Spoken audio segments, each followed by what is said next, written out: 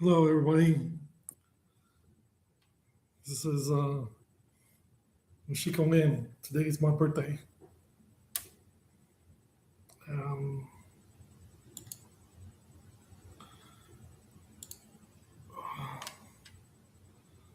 um, just wanted to tell y'all um, things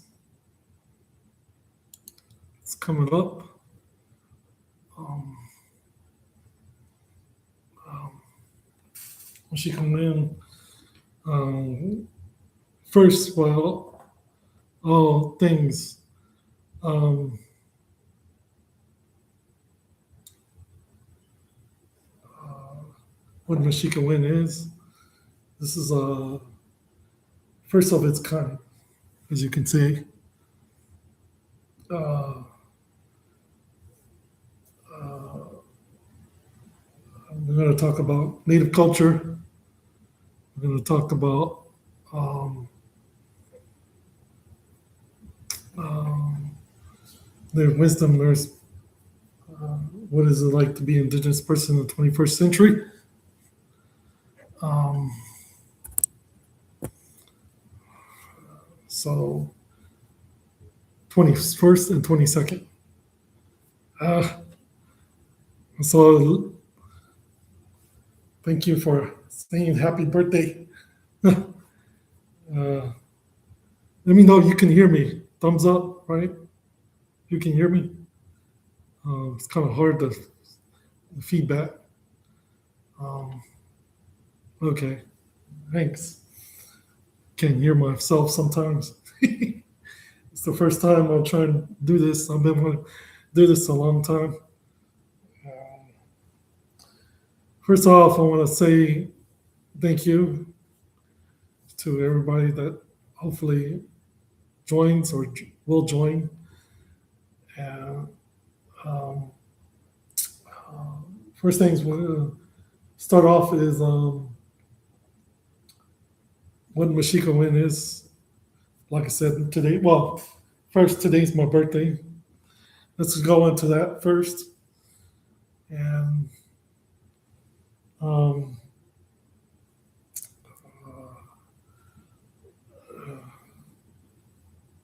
well, let's go to who else's birthday is it in August. For y'all do not know, it's Jason Momoa's birthday was in the first week in August. Demi Lovato was in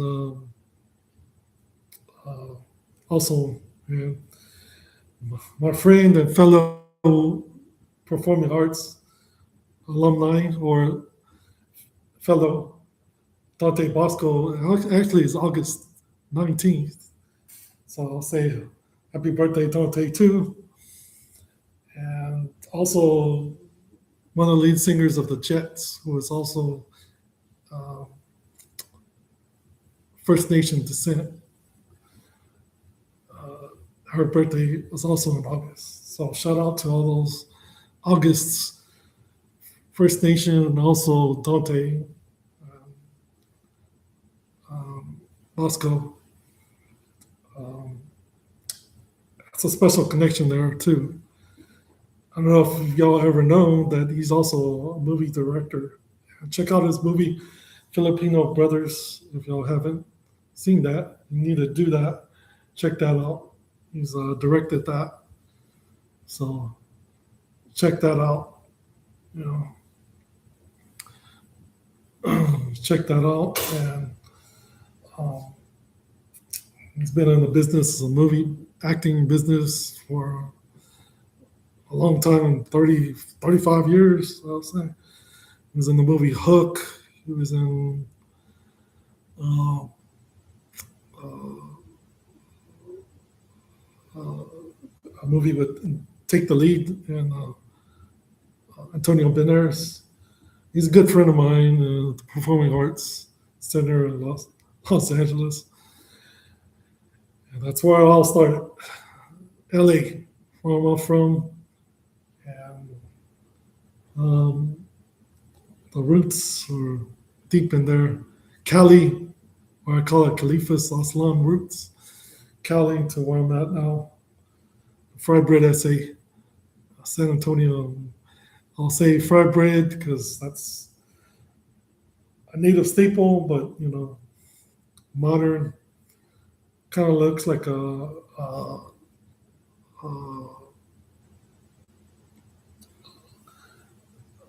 pita bread, but softer and a little bit bigger. But that's it's also an Indian taco where you put the bread on top and uh, buffalo meat usually, uh, tomatoes, and it's a taco.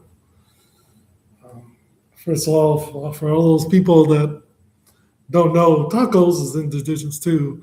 The way we eat it was tortilla, Mayan style. It's, food, cut tortilla, and then you grab it and then you eat it. But a lot of people don't understand the indigenous perspective there with the tortilla. You know, whereas they think it's like but cornmeal, maize as we call it, also it's indigenous maize word. It's an indigenous root. Tahino, which is a corn, and also barbecue, barbacoa.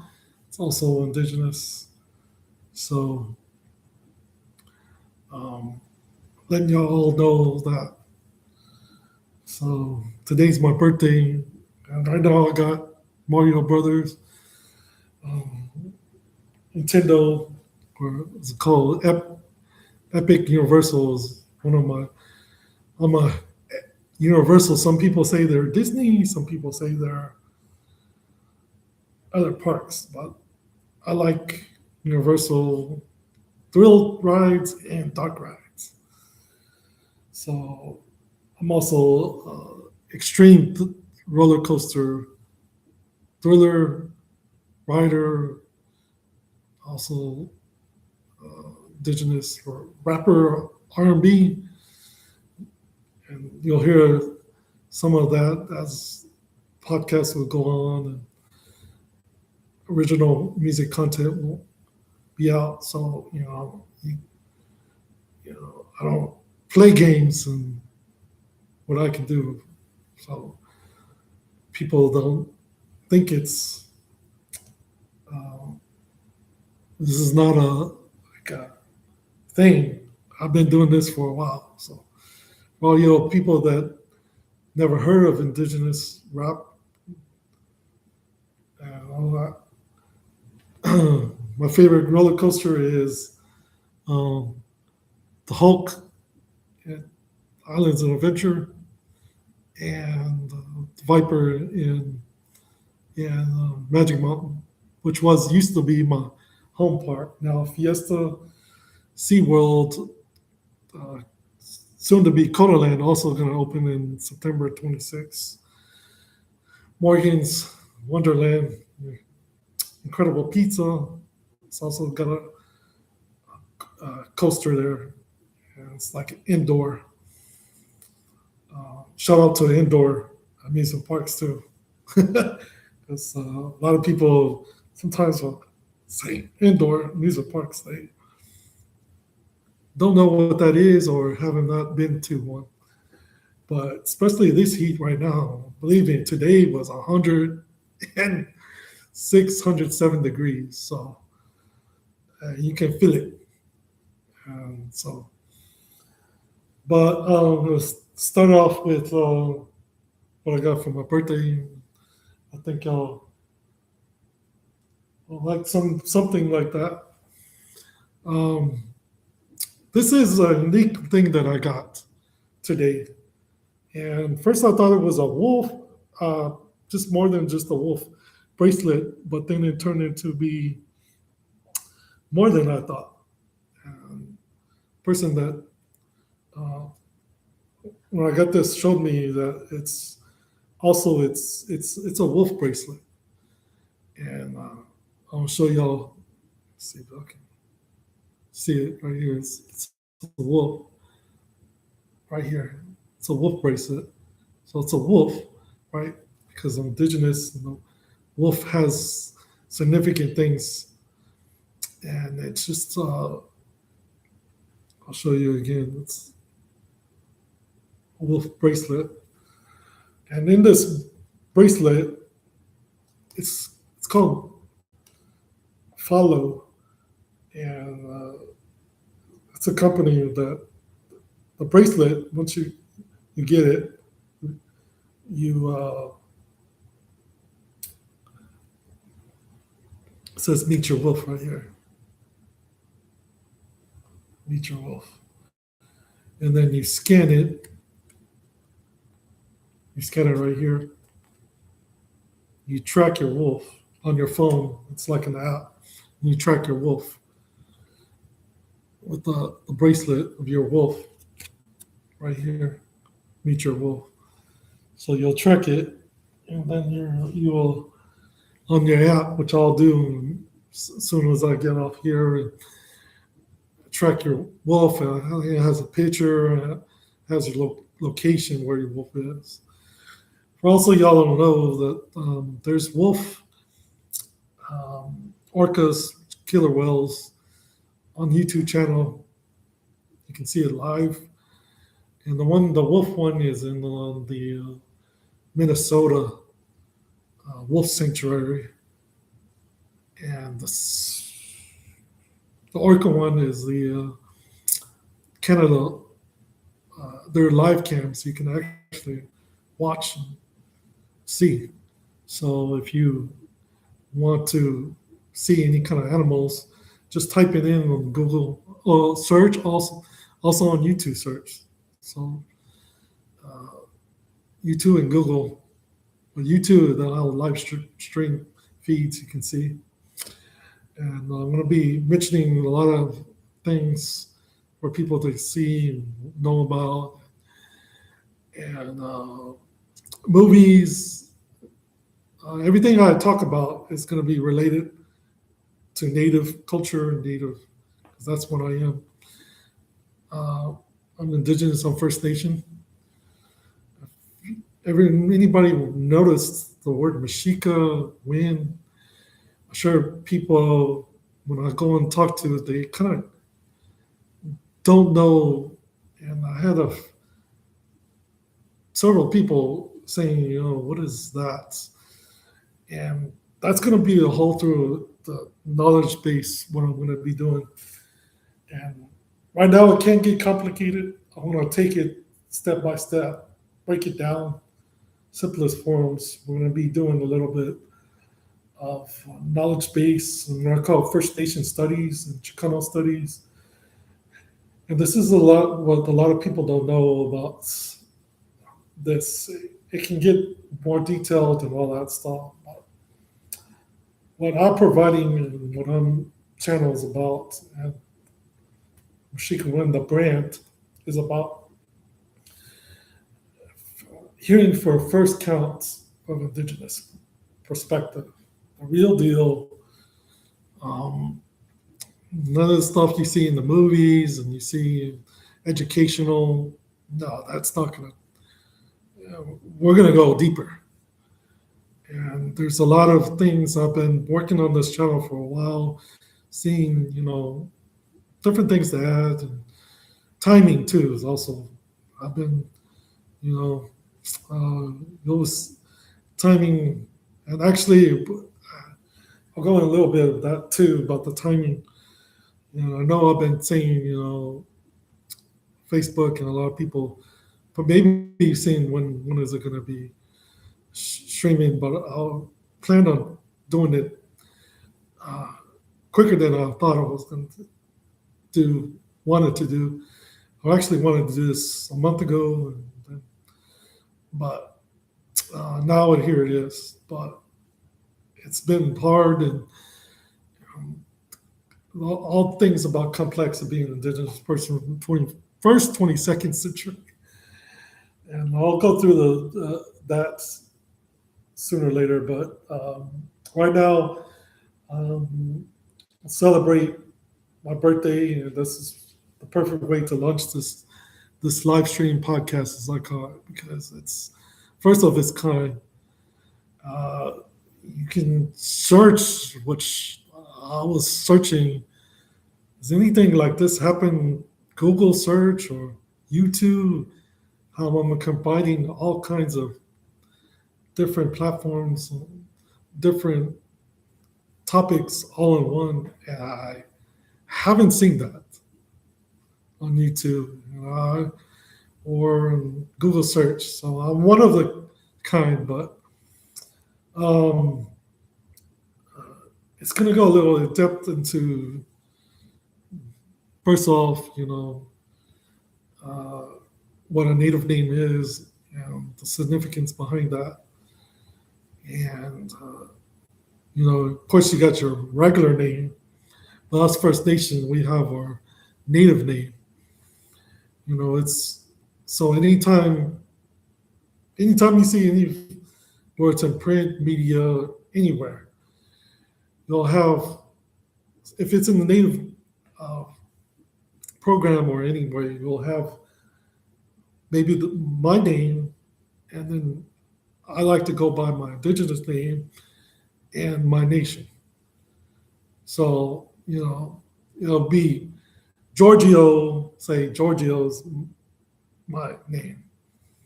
I go Mexikawin, I go by a lot of names, but Mexikawin is my Mexica, that stands for Mexika, which is the Aztec word, Nahuatl word, Nahuhtl, Nahuatl, which is our language. And writing, I'll be doing some native mathematics too along this native road. And I'll show you that. But right now, I just wanted to kick start this channel, where the name came from, what Mexica Win is. So it's Mexica, it stands for the word Mexico, or the land of the white heron. It's a bird that goes from Mexico to state of Tejas, as I say. Tejas, because that's the indigenous word of Texas, but Tejas is the native nation that was here long before there was ever the word Texas. I don't like to use the word because we're getting to a knowledge base. Knowledge base is key because there's a lot of people say, we're not, we still exist, or our language exists, and all that. So I'm here to get the record straight and go into what that is, what Mexica is. And WIN means World Indigenous Nation. So it's the Mexica WIN, World Indigenous Nation.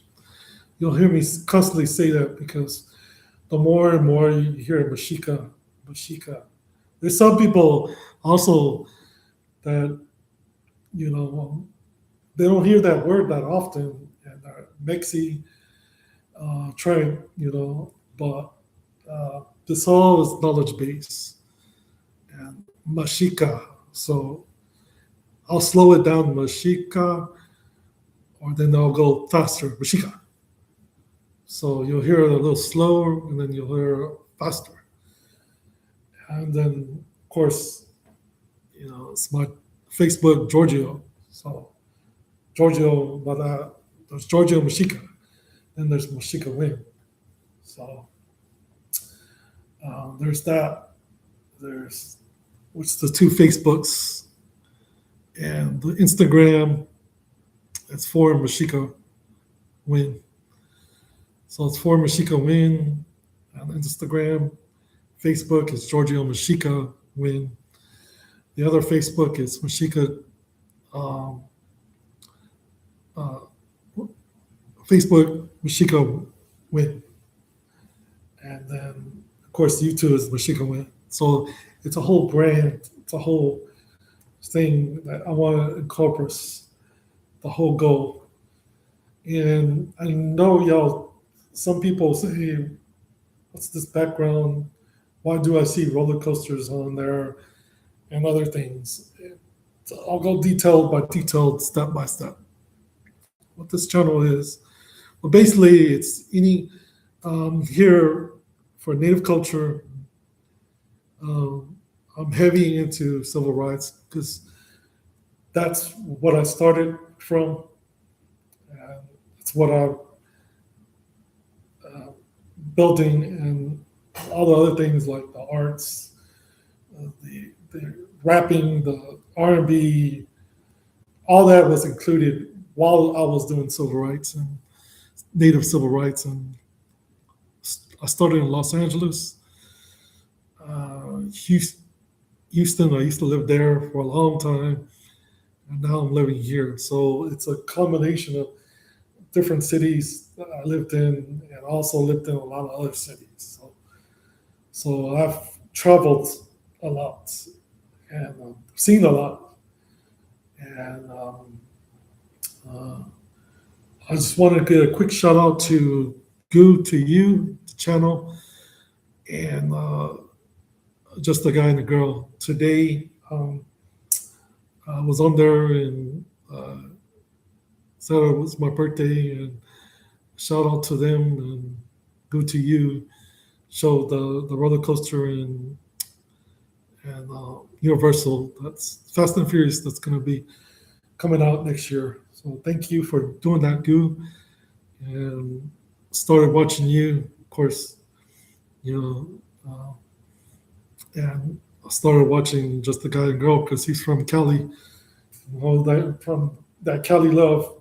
So I got my Cali family, live streamers and bloggers, and then I got my also East Coast family because I did live, as you can say, Florida for week here, week there.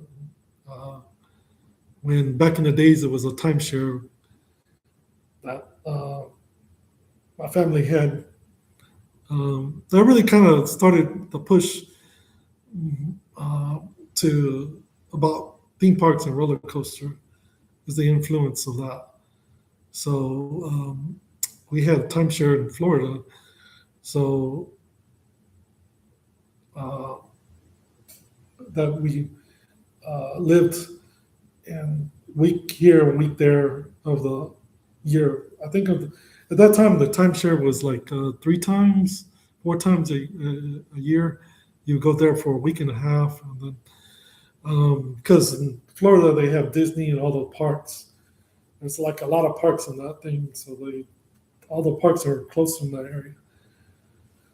So, well, of course, favorite place to live was, well, I say LA. That's the roots. But other than Los Angeles and of course Florida was nice too with the theme parks and coming and living there a week and a half and week and a half there, and then um, North Carolina, besides in South Carolina, uh, it's beautiful there. South Carolina, especially with the Coral Coast. Shout out to Myrtle Beach. If anybody knows about, there's a theme park there, Myrtle Beach. It's got a Ferris wheel. And it's got a Woody coaster. I think they're going to add a. I'll look. Heard something going to have some kind of new coaster there. I have to check that out. That's coming. I think it's this year. But North Carolina is also a beautiful place, and so shout out to that. But our travels has gone all far. Uh, I've been to Japan. I've been to Canada. I've been to a lot of places because I was military. I'm a former military. I'm a former Marine Corps. My dad was a former Marine Corps. My cousin was a former Marine Corps. I know everybody says Marine Corps, Marine Corps, Corps. But so surprisingly, my grandfather was Army. So a bunch of Marine Corps there, but then there was the Army.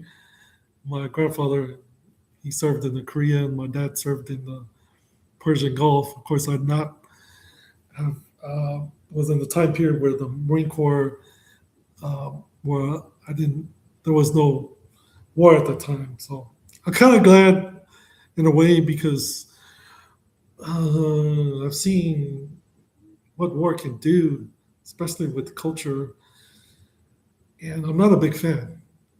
Haven't been, will never be, because what's going on now is I don't like it.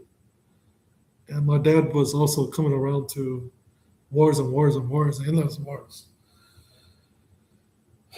But for those people that don't know, um, AIM, which stands for Aslan Indigenous Movement, the founder, which is Dennis Banks, was in the Marine Corps. He was in the military, along with John Trudell was in the Navy. So, and then Russell Means is also, which my friend I also met. His brother was in the Green Beret. So I was also in the Special Forces, Recon, and uh, I know a lot of things about the military. It's been my life. For my dad was in there for a long time, over 20 years. I was in there for, and it's enough when it's your whole life. Now it's always wanted to go back to my roots with the native civil rights, and my native culture. So it's full circle. And shout out to also all those native uh, people that served. Lori Podestua, she was a Hopi Nation. Um, Mad respect.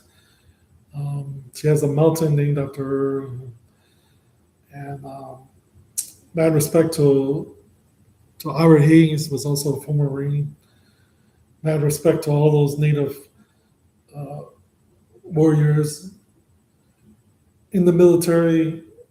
Also call them Native warriors, revolutionaries like me and Russell Means, Dennis Banks, John Trudell, Clyde Belcourt, Corky Gonzalez, um, uh, the La Salida Party, the Easy and Lynn, Zapatistas, the Brown Berets, and I stand on your back. And I want to say mad respect, because without you, um, I would not be here being modern day revolutionary and going to the next chapter. I'd like to also shout out to Lightfoot. Um, Shout out to Superman, Superman rapper, for all those people that paved the way.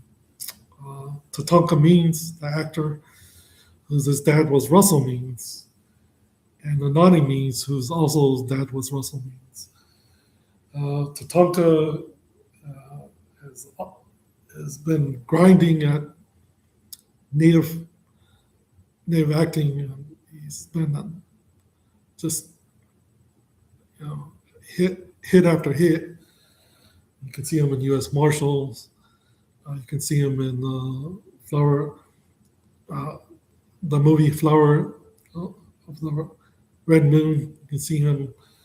Just countless shows out there. I mean, it's just, uh, you know, also his brother Nanani, you know, uh, rapper, just, native rappers that, classic modern day MCs that just like me have a little combination of MC and native crooner, which is R&B, native R&B too. So, and just shout out to all those that uh, that are grinding and still throwing it down for the Native Power Nation.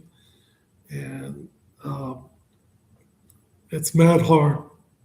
And also, shout out to the Notorious Creed, who is also a native influencer, because I see his videos and man, it just got me dancing. And, I mean, it's just moving and just shaking. It's like the native hip hop, just you know, native influencers. That's all these platforms. Shout out to native Northern Cree, uh, Notorious Cree. Sorry, native no, Notorious Cree and Native Cree, which was the drummers too. Shout out to all those indigenous native drummers. Their names are just you know epic with drumming and powwow circuit and also powwows.com and their powwows live all around. Just turn on YouTube and there's a powwow either today or coming up or powwow circuit is like the roller coaster theme park circuit. All these theme parks worldwide from Asia or Arabs now and Canada, Mexico, and just like the the the powwow circuit. Shout out to powwow.com, powwow times. Also, that's another one. Powwow time. All these things I'm shouting out to. Check those things out. Just check it out. Just check those things out, and it's just like theme parks that you never knew that. Wow, they stream this thing. They vlog this. It's like it's amazing. It's like back in the 1980s and 90s. I grew up. There was no such thing as this live streaming, and YouTube didn't even exist. I had to look up all the stuff about when live stream happened in 2005, 2007. So it's kind of new, and then I'll be showing you all what I use to live stream um, uh, out there in the theme parks, out there in the powwow. Live streaming on Facebook, live, and then also what I'm just doing right here. You know, just live streaming um, with the laptop or a PC. You know, so or you can live on your phone, tablet, whatever. But I'm gonna break it down to you because I notice some people don't want to tell you the nuts and bolts what a live stream, vlogging, cameras we use, and all that. I also play basketball. I don't know if you'll see this basketball right here. Basketball hoops. Remember, as I told somebody, this every native person has a basketball goal. Well, I used to have one when I was a teen, actual basketball goal. When I told this to somebody, they were like, "Oh, basketball? No, I had a basketball court. We're talking about concrete and a basketball hoop, regulation size. Well, actually, it can go higher than that. It's one of those adjustable, 10 feet to 12 feet. It's one of those adjustables. And shout out to this is going to be a place that a lot of people never heard of. But shout out to them, Wargate. This is it's Wargate, Tejas. It's on the eastern side, close to the border of Louisiana. Now it's still there, it exists. Believe it or not, there is towns that have no street lights. No, not no street lights, street signals, sorry. Street signals. They have matter of fact that's the weirdest thing. They had street lights, and even here in San Antonio, SA, it's a weird thing because it's lack of street lights here. It's real. Some areas do have it, and then there's some areas that just don't have street lights at all. So it's like dark, high beams. I'm talking about. That's how dark high beams, dark. So they, believe it or not, they had street lights out there. They had more street lights than here, actually. So shout out to that Weirgate because this has made me who I am today. A revolutionary, um, Native civil rights, Native culture, theme park, thriller. I know people say theme park enthusiast, but I'm coining a new phrase, thriller. I just put that little Native spin on things because it needs a little snoot touch. But enthusiasts say, but I like thriller because it thrills for screams. But you know, um, I'll start using this phrase sometimes too. Matter of fact, when I go live or uh, let's do this. Let's shake, bake. Let's shake, rattle, and roll. Shake, rattle, and roll. What I mean by that is when you're at a coaster and, and different types of coasters, shakes you, it rattles you, it rolls you.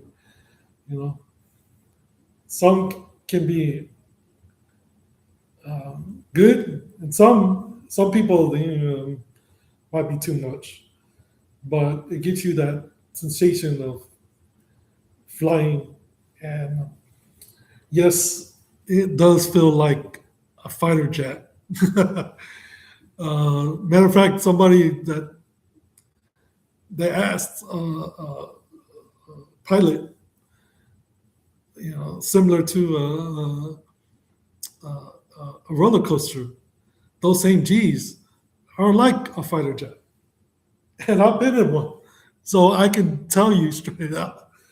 Especially if you have a launch coaster or any kind of hyper, we'll get into the different specification of the bigger coasters or the pool. You'll get that.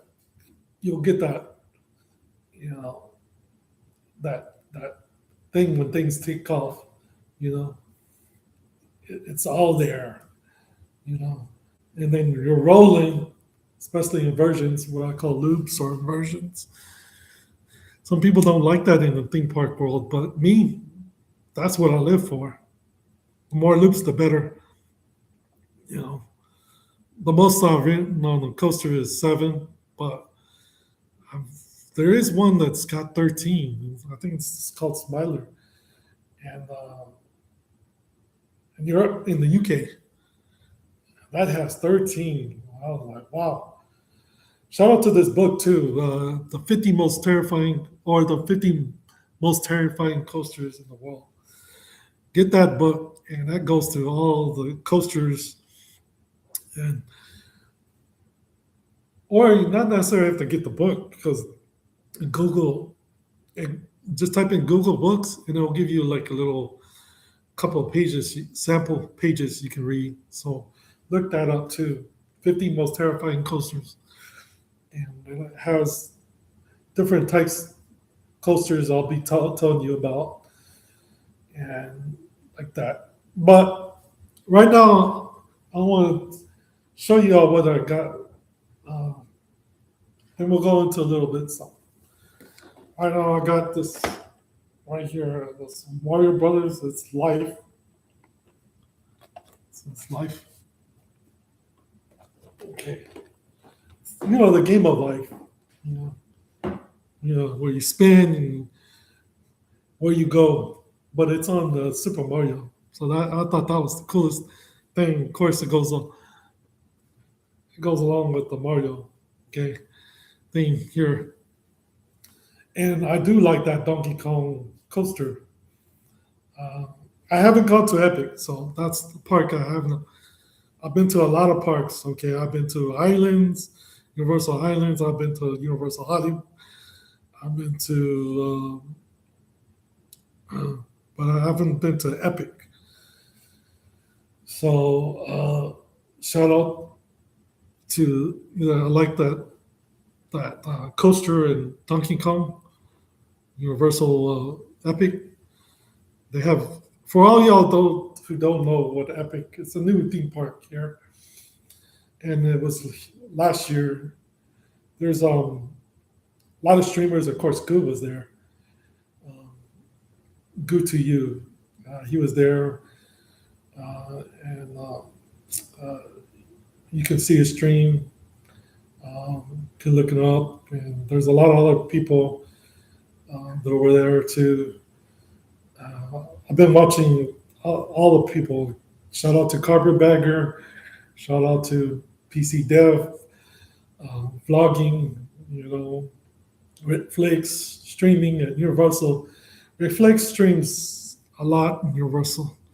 So does Goo to you. You just streamed, matter of fact, today. So, what kind of odds is that? Right? Wow. He streamed on the day of my birthday at Universal. Well, another thing is not only he streamed, but two of my favorite streamers, which is Good to you and Just the Guy in Good. Shout out to Javier and Merch Queen, Fit Queen now on our channel. I mean, all these people, I mean, they have outstanding channels, outstanding, top notch. I'm talking about top notch channels. I mean, shout out to also Becky and Eli, of course, my West Coast family, and they're just killing it with the live stream. One of the highest live streamers. They're all good, okay, but they're one of the highest live streamers that are in the game right now. And I've seen their Javier too, just the guy and girl. I've seen this channel, and I remember him saying, I heard that. I was like, well, when they first started, they only had two people, watching, and they started. So they started from two to now having hundreds, thousands sometimes on their live streams, and that his motivation. If y'all haven't not ever seen it, he does a thing, Motivation Monday, where he goes and he tells you motivating Monday this whole stream. When I'm talking about streamers, these people are dedicated. I know firsthand how hard streaming and vlogging is. I was like, what? Maybe it could be easy, but then once you do it, it is very difficult. I mean, this is one of the reasons why I'm trying to get their live streaming, mobile live streaming. This is just web or podcasting live streaming. I'm trying to get it to a point where I'm mobile live streaming on YouTube. You can do that on Facebook. YouTube, you have to have a certain amount of people, and that's another thing. I don't like to say subscribers and likes too much. And my vlogs and my stream, I don't like to say that.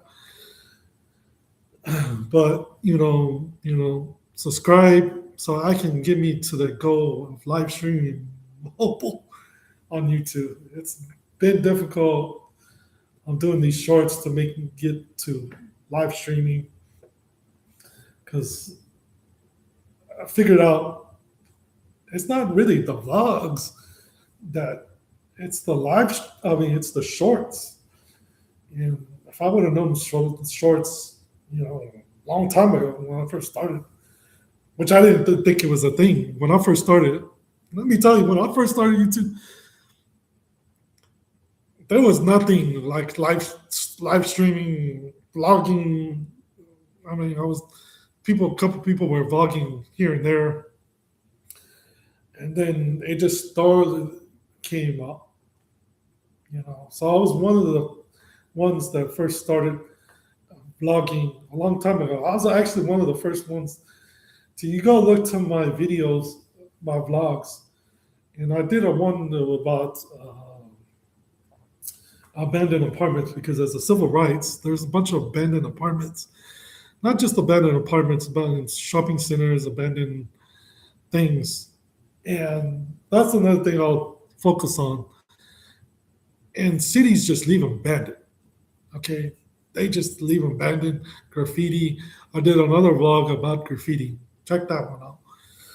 And graffiti, gang graffiti, especially, and that's leading to all what I'm doing now. But that led into a lot of that, and to so uh, the whole thing I'm getting at is uh, showing people the cities abandoned and things are just abandoned, and they just let things, gangs, all kinds of things. We're just clean it up, and I'll go through the. It's very simple. There's different things you can do. Clean up, give it back to the community. If you don't, the city or any government does not want a space, doesn't want to put in the money or whatever, okay, give it to people that can use to improve people's lives. You know, it doesn't cost them nothing. Okay, literally nothing. Okay, in Houston alone, I looked up, Houston alone has 1,000 homes that are abandoned. That's just 1,000 homes. Several thousand homes, but that's just 1,000 homes. Now we're talking about abandoned shopping centers, abandoned grocery stores, abandoned, that goes to thousands of that. Even here, I've seen abandoned, abandoned fast food. So I'm coming up with a lot of things that you can get all this book, all these things in books, and it's been done before. But instead of using those abandoned shopping centers as just graffiti and just, because it brings the whole community down. It brings in gangs. It brings in all this stuff that people say they don't want. Okay, but if you don't want them, don't make it easy for them to exist. So there's a lot of things. Now, of course, in this country, they don't believe in improving anything. But we got to get out of that mindset. We got to get out of that mindset. And you'll hear what I'm going to be doing and what all this is going to, the roots.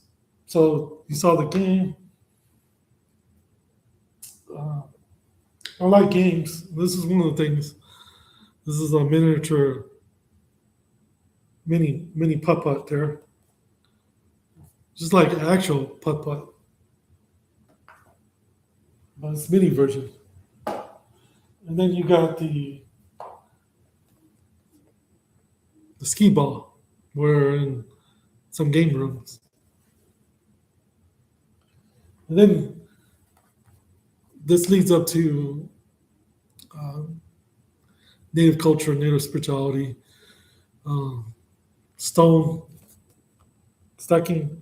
We'll go into that a little bit more about what native spirituality is about, because I know a lot of people are like, oh, religion, but it's a way of life. Okay, if you don't have that in your life, who you are, and I also want to address a lot of these issues about this, because this is why First Nations are guarded as they are about certain things. And if people are not aware why people are guarded, it's because what has happened. This happened about 5 to 7 years ago. Was a person, non-native, that was doing uh, trying to do native ceremony, and he was abusing it the wrong way. Okay, he was keeping people from the right way of doing it. At no time, I'm telling you this, in no time, you don't hold anybody against their will. You don't block anything. You don't prevent them from doing anything with ceremony. Okay, when we do these things, they're not meant to harm anybody. They're not blocking no access routes from getting any of that. And that's what was happening. And it was all over the news.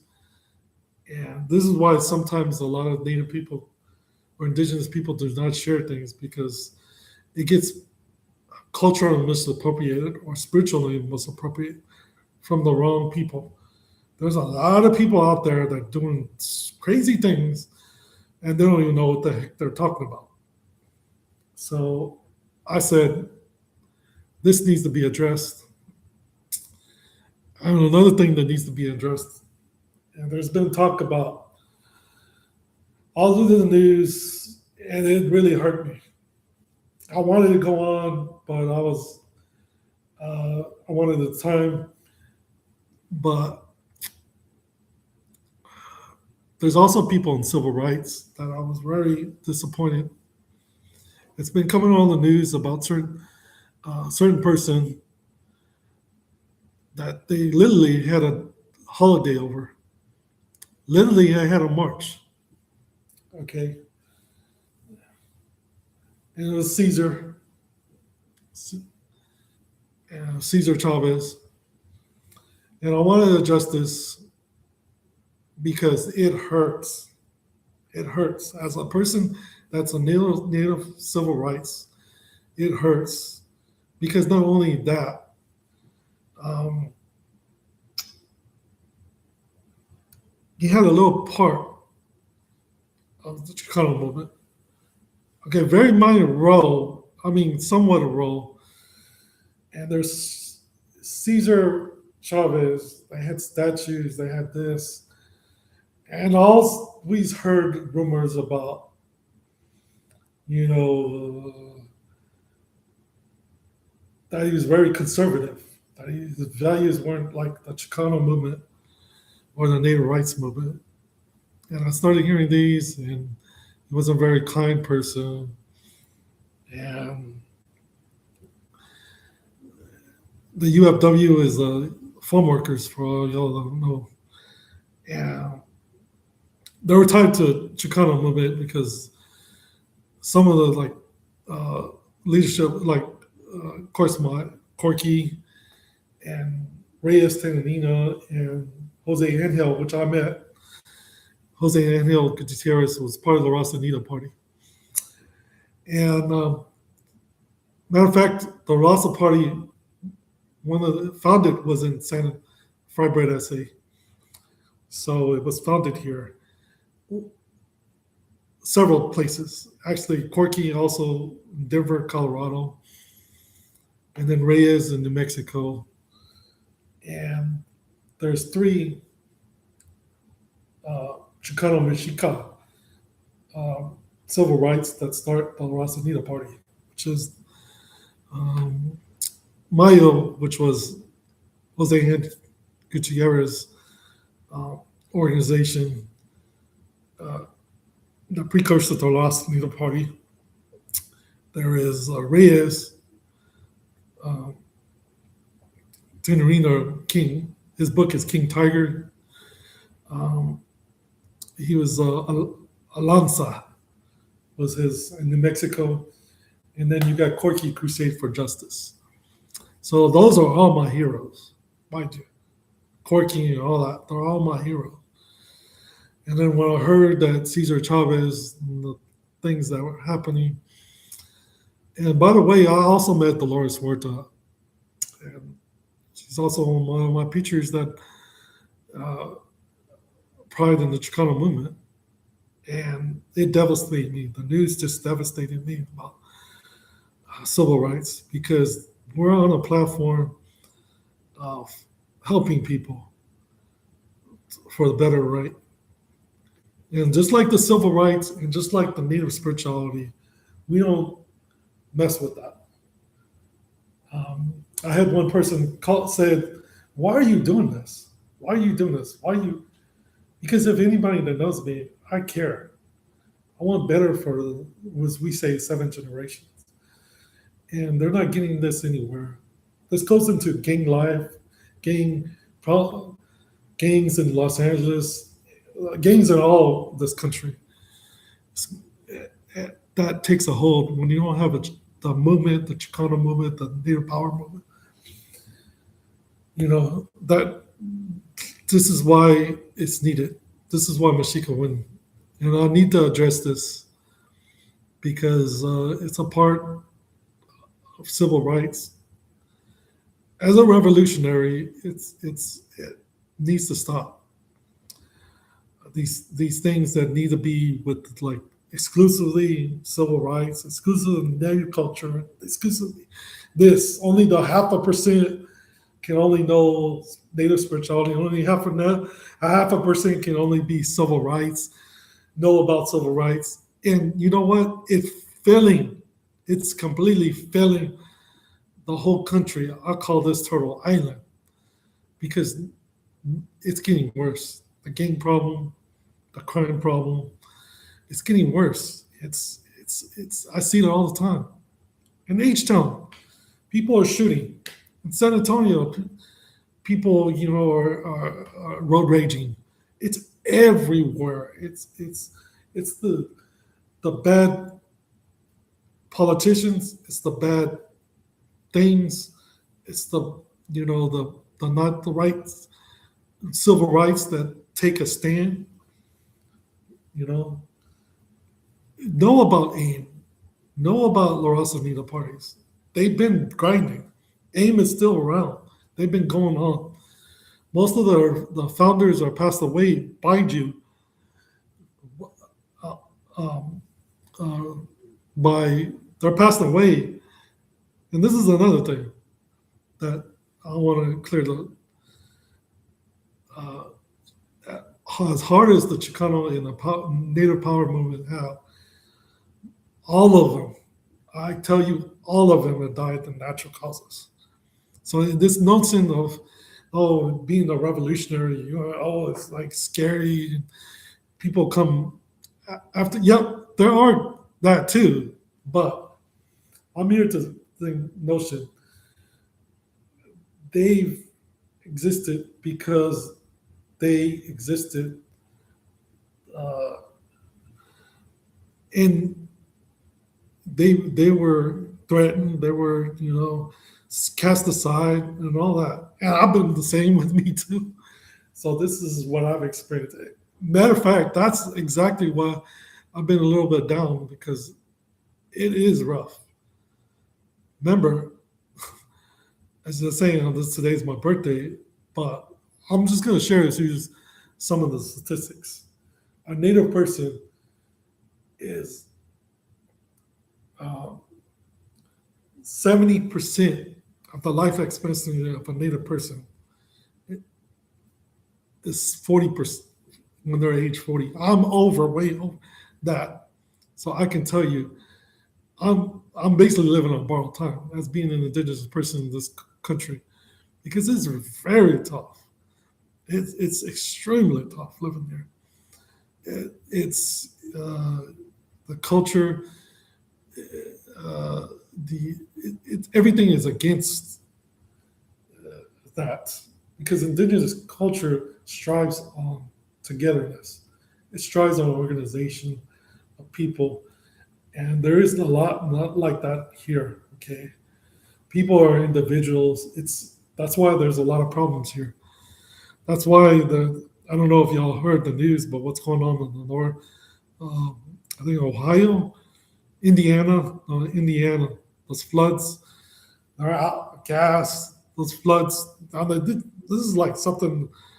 Just all of a sudden, just hearing that these storms, not just northern tornadoes, hurricanes, earthquakes, and all other storms, but these storms are going in states, okay, and they create tornadoes.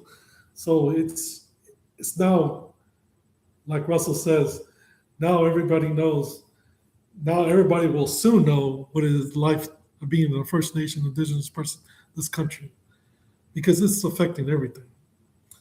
Okay, I'm going into the gas prices. I'm going into food prices are extremely high. Go look at your groceries now. they're getting ever so high. Gas is getting low because of the war conflict. This country does not know how to solve problems. It just doesn't. It continuously uh, makes problems and makes problems. So I'm getting a different perspective. I'll go through a little bit of that, but wanted to show you another thing in case um, people don't know. I will be developing a roller coaster, a theme park song, a good hook, of course. Uh, that I'll be doing, coming up with. Uh, it'll be original content, original music, okay. But there is somewhat of a lack of roller coaster songs or theme park, and I wanted it to reflect that what I've seen about that. But I got this CD. I know people are saying CDs. Yeah, you can watch it on streaming or that. But if you want to bump it and uh, listen to it in your car or anywhere else, I still like CDs here and there. I can watch it or listen to it on YouTube, or any other uh, cloud or other um, platforms. You can listen to your music. But I mean, there's some people that do a vinyl. I was like, what the heck? We're going big vinyls and stuff. But I mean, it's like well, you could like as a native hip hop or R&B scratching, with the vinyl. But now it's the new with the scratching with the vinyl, but you can also do the electronic uh, turntables, electronic turntables where they're digital things, what they do now with the laptop and then the digital terminal. And then, but like I said, it all comes down to having this mic, okay? Mic checker, you know, MC, mic check. And this is not the ordinary mic, and you'll see why. I have other mics, but this one that does some specific. I'll have another mic, and it does that, but you'll see a little bit of little things. But I wanted to show you. It's called. I got this. It's called Hawaiian roller coaster, right here, and that's from Lilo and Stitch. So that it's a song you can, when you ride. Might be it would be good, um, especially with these coasters now. Or not they, some of them do Fast and Furious coaster in Hollywood, Universal Hollywood. They have onboard audio where they have little speakers in the seats, or they could be here, or they could be on the sides, or right here on the seats. And that was back when they didn't. Now they have that, and now they have also glow in the dark on the coaster trains or on the track or whatever, and that's a cool thing too. Tight, that, and you'll hear me speaking certain hip hop phrases like tight, um, off the chain. You know, I just heard another one that I was like, somebody just did. I was like, wow, that's a new one. But for instance, a gizzy. Somebody said, what, a gizzy? And that's a new thing in the hip hop. I was like, yeah, I feel that. A gizzy is a hot dog. And I like that. I was like, or you could have like pop. What's a pop? Like popcorn, you know, give me the pop, or let's throw pop, or, all that. But off the chain meaning, you know, I had another one said, "I'm feeling your vibe. I feel it." It means that hip hop is like, you're, you you I like, the thing, because this person had like hip hop, likes hip hop, and I threw some artists, and then some others he threw on me. Some artists I didn't know. Some of them I was like, what? And some of the artists he didn't know either. And so it's like a generation. It was pretty young, you know, thinking that's it's good to see the next generation hip hop, or and then I always tell them, hey, you know, they knew who Cypress Hill was, which I was glad they did, because I was like, what? I was like, well, I opened it for them, so yes, I did open for them. We all started when the hip hop started.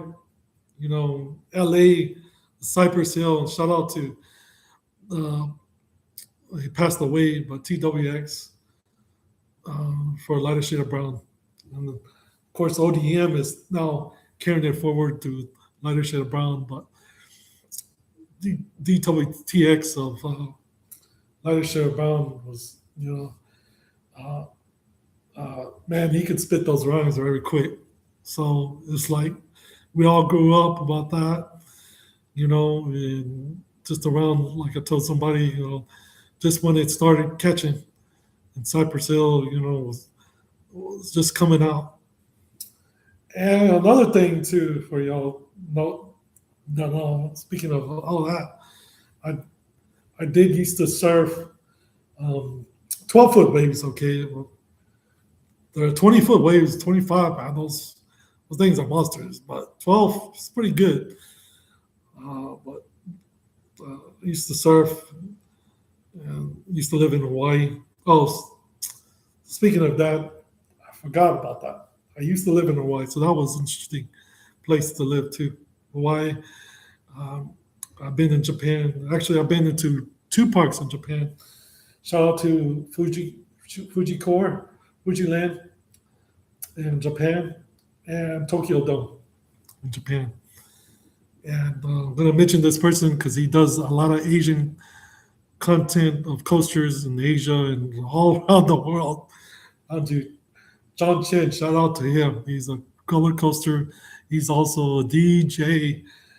And just like for all of you that don't know, Dante used to do, my friend used to do DJ when we were in performing arts. And during the break, lunch break or whatever, he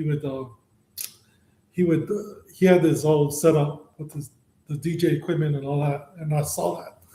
I saw that on his movie Filipino Brothers. So if you see that movie, or you can see clips of what it is, and towards the end, you'll see him with bringing that and that thing a part of the movie, towards the end of the movie. So that's one of the things I remember with Dante, and I also remember, shout out Dante Bosco with Joy Coy also said in his interview, or if it wasn't for Dante for breaking down that barrier of Filipino or Asian, breaking down with Hook,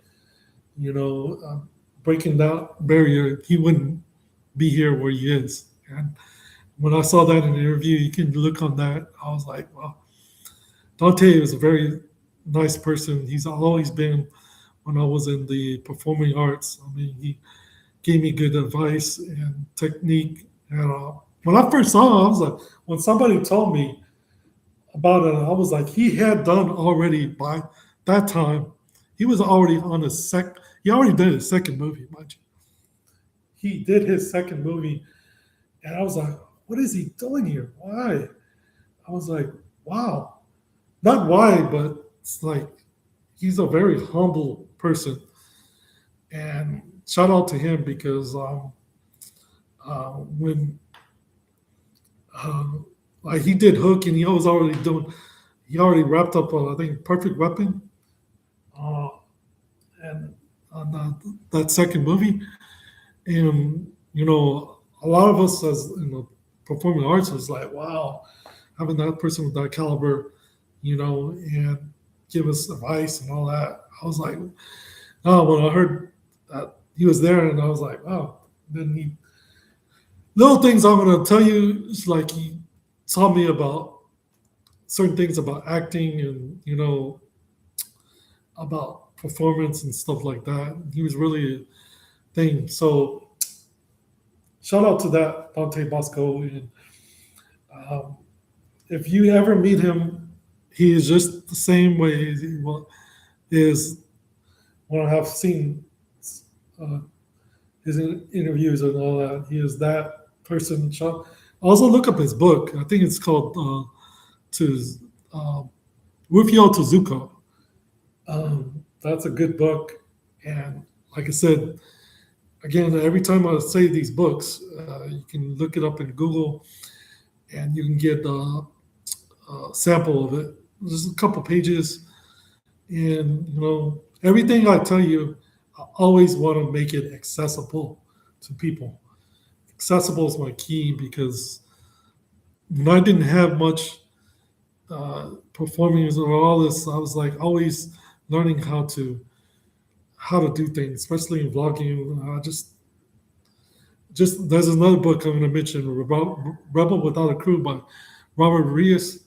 Uh, Also, you can get that Google Books sample of his book, and it tells you about the movie industry.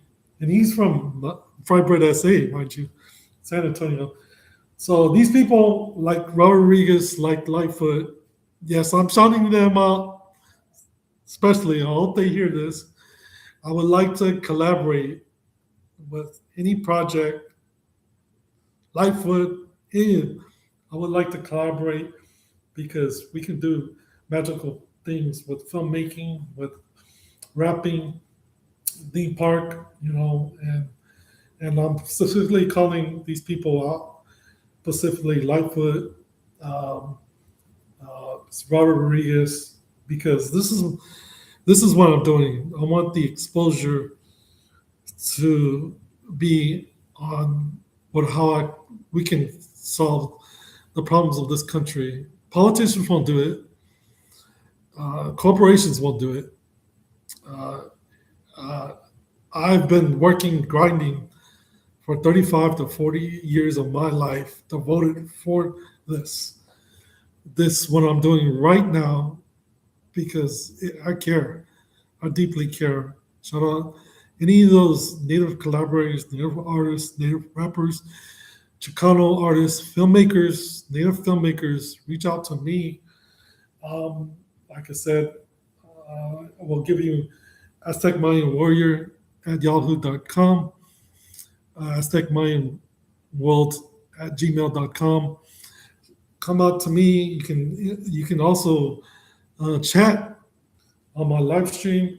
You can um, post Facebook. I'm always constantly posting messages on Facebook, Instagram, anywhere I can get to uh, get this ball starting with.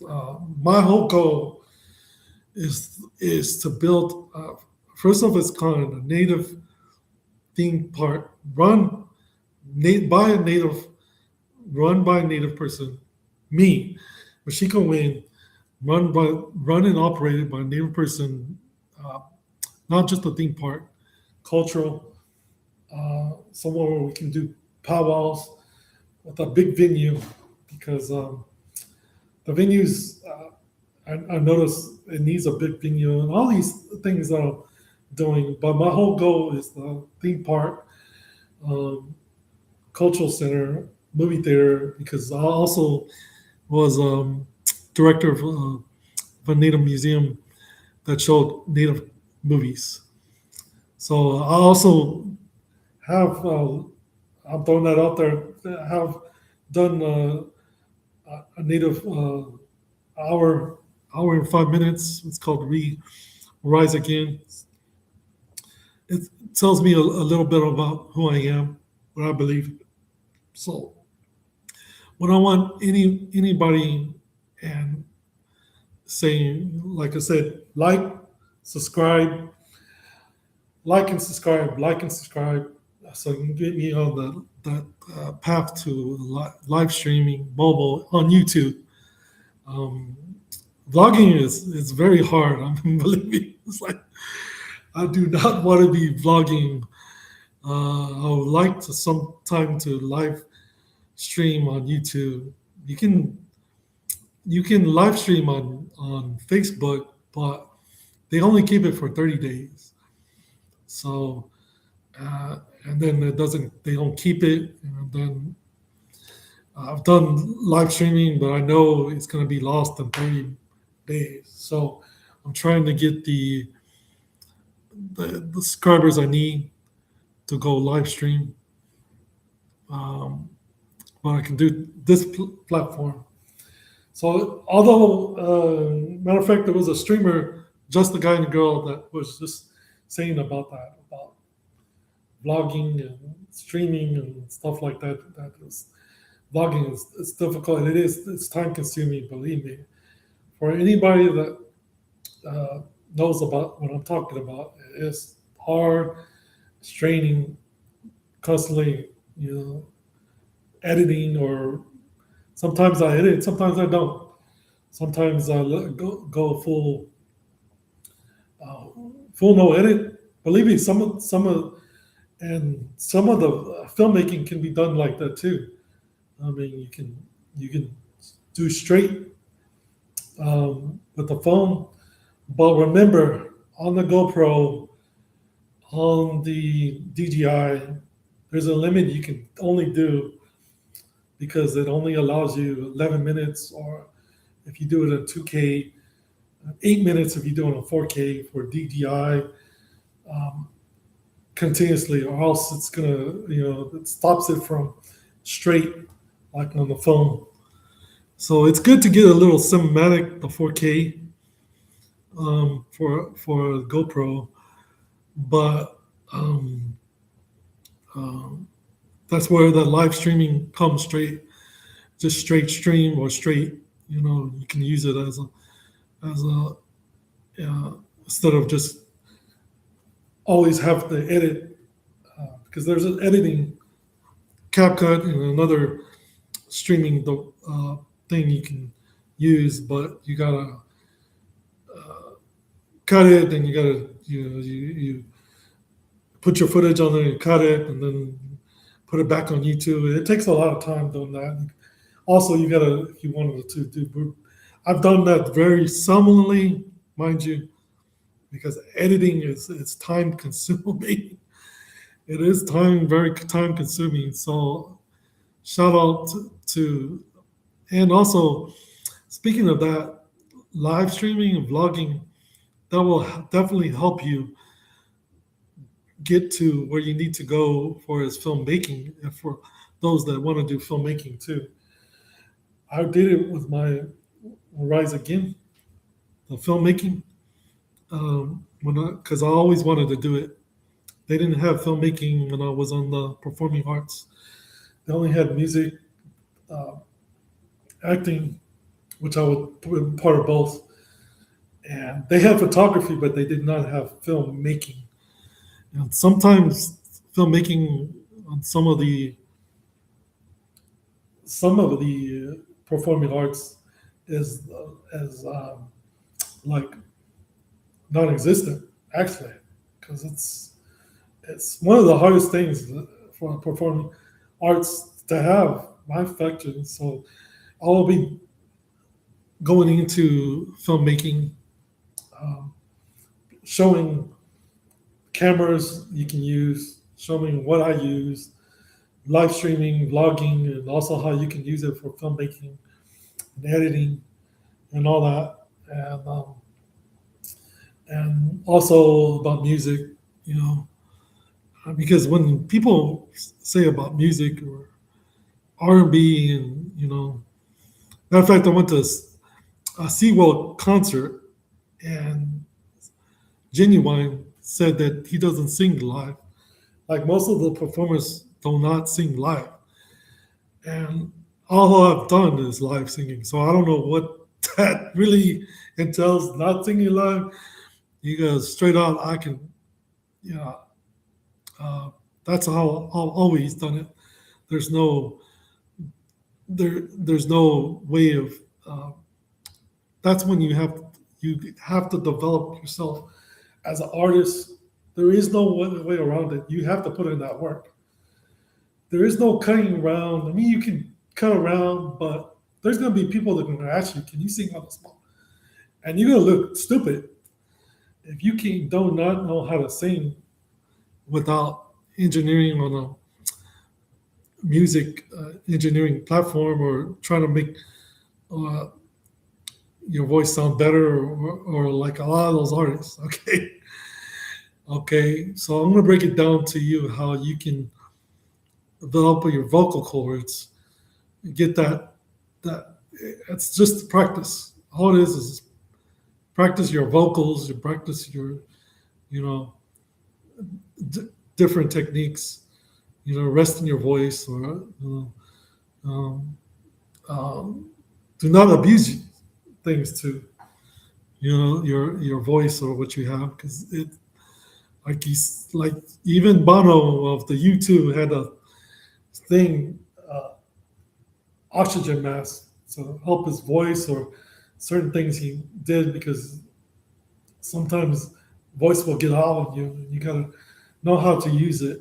Inflections of different high notes, low notes, or just different things, key things to do in beats and sounds and background vocals and or the thing about me is I can flow from rapping to singing really quick, just like I flow from the Aztec language to Mayan language to a Lakota language. You'll see variations of certain languages or different things. It just comes second nature. So shout out to all those like Lightfoot, Superman, all those native hip hop. Like I said, get in touch with me or anything. I would like to do some collabo on let's making this new native power on everything, civil rights, culture, um, you know, roller coasters. Uh, I it's taken me this long to develop all those.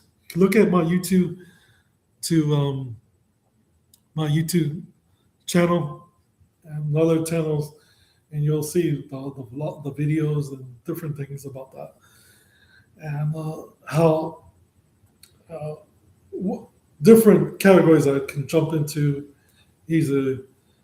And like I said, it's a skill that takes very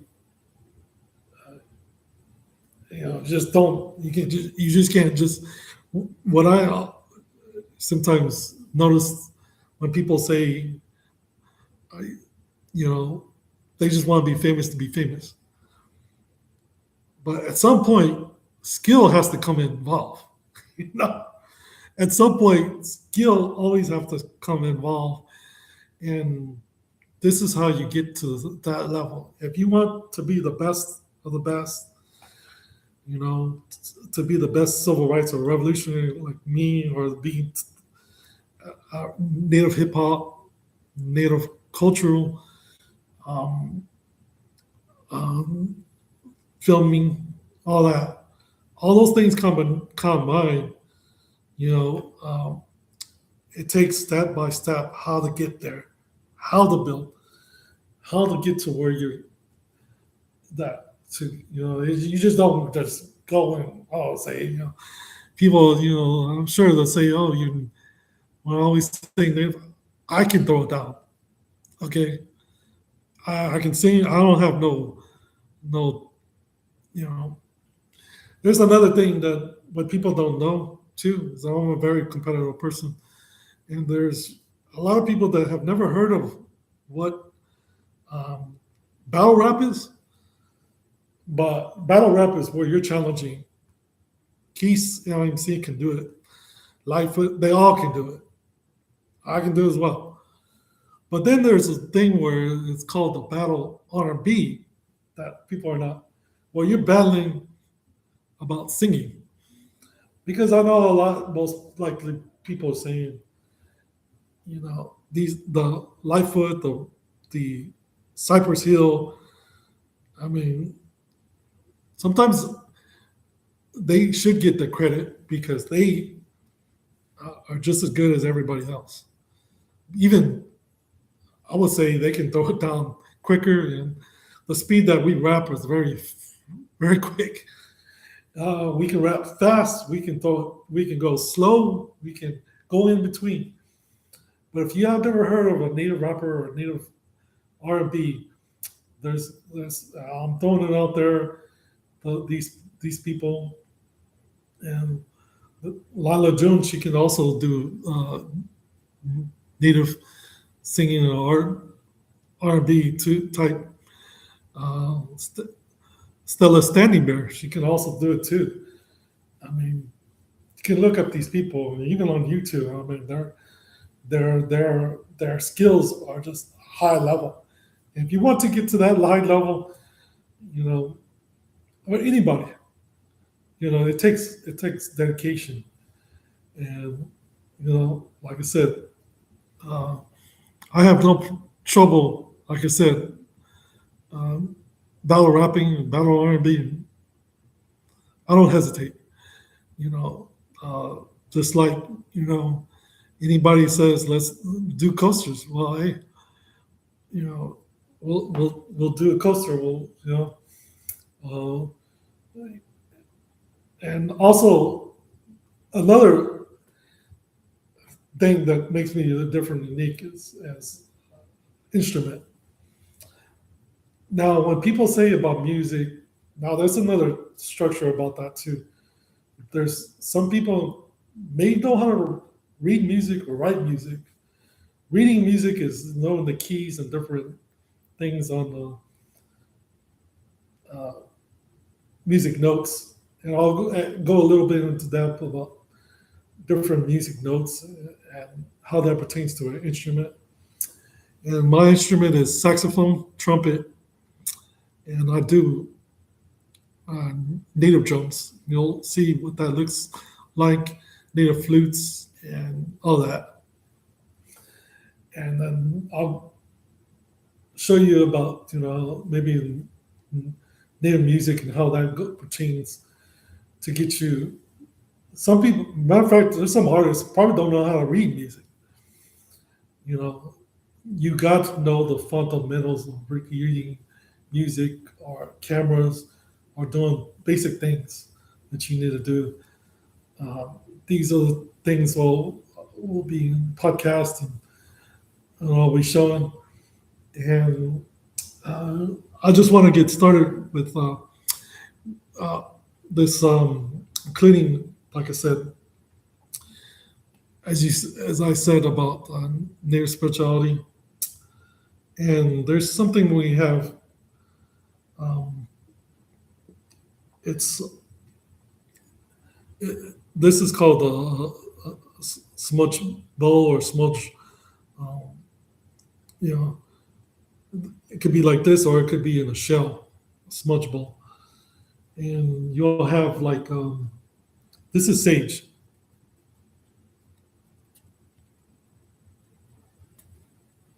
This is sage, as you can know. Now the sage you can put here. I'll show you the other sage that comes with a sage bundle, and you sage and you put it in this, and uh, and you light it, and you create a smoke. And what you're doing is you're smudging. Uh, why you're doing this is several reasons. You're smudging. You're taking all the bad capitalism and all this thing that this world is giving you, and you're doing it in a native way. You're getting, when we say cleansing, you're cleansing your mind, your soul, who you, what it is, because right now, uh, I'll explain what a medicine wheel. The medicine wheel is things. It's the four directions, four elements. Well, you're trying to get your medicine wheel and your mind in balance. So you're doing sage, and I'll show you the another one.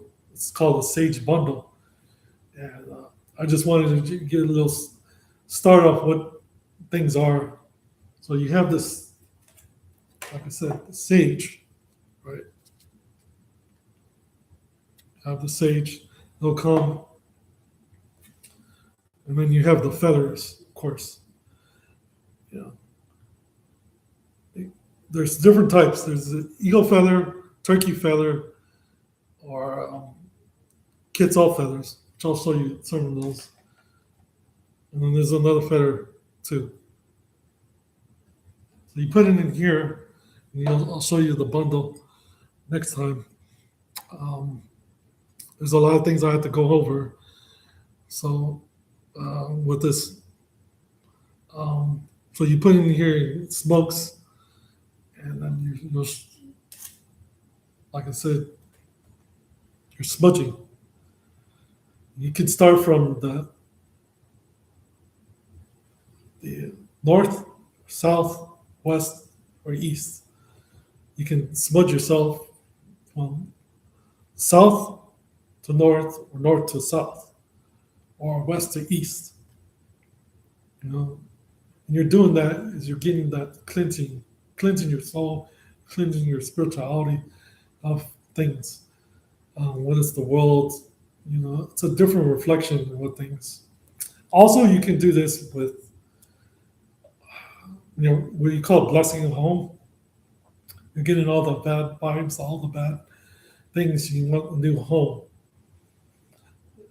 What you do is you open the front door, or you open the back door, or any doors that you have. You open the door. You let all that stuff go out of this whole thing. Once you do that, you let the air, you close it. Then you smudge from north to south. You can smudge it depends. You want the bed the bedroom. You can smudge the living room, or uh, the window, or the front door. It is entirely up to you, but it helps being who you are as a native person. It helps get connected, because um, a lot of times, whether you're in the cities, extremely dominated by uh, one one things or another, and I've seen people, lack of their mind, you know. So it's always good to you know smudge yourself, and cleanse it, smudge it in, smudge yourself. And okay, so when you do that, there's also one what you do with food. You have a plate and a little food. You have just a little food, and that's the blessing of the food with the smudging. Okay, there's another thing called prayer ties. You This is prayer ties is another thing we use. You get a cloth, blue one. This is blue. Symbolizes the directions. Symbolizes water, south. Although one symbolizes yellow from the west, another from the east to the north. They're different colors, but I chose just for purposes blue, and it represents all the four directions. Believe in four directions, because it's the four cycles: summer, spring, fall, and winter. Everything is in cycles. You're developing in cycles. Everything is round. What we believe in, round. Mother Earth is round. Planets are round. And when you're developing that, you're developing things of being indigenous and who we are, because it's a connection. You know, so when you do that, you put the sage in here, put it like in the middle. You know, so you're basically what you're doing is you're this is called a prayer ties. So you put it in the middle, and what you're doing is you're squeezing it like this. You're making it like a little bundle. It's right here. Let me see. You're making a little bundle. You're tying it. You could do several of these.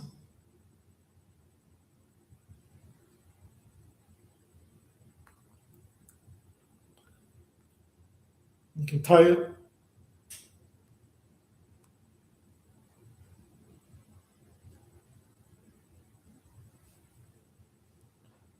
like this.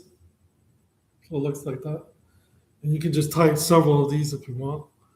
But what you're doing with that is a prayer tie.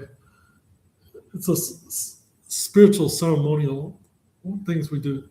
So I told you about the smudging. I told you about the prayer ties. You know, and the symbols of animals like the wolf. You know, and then there's one called the medicine bag, which I'll show you. Um, or I did some drawings, and basically what it looks like.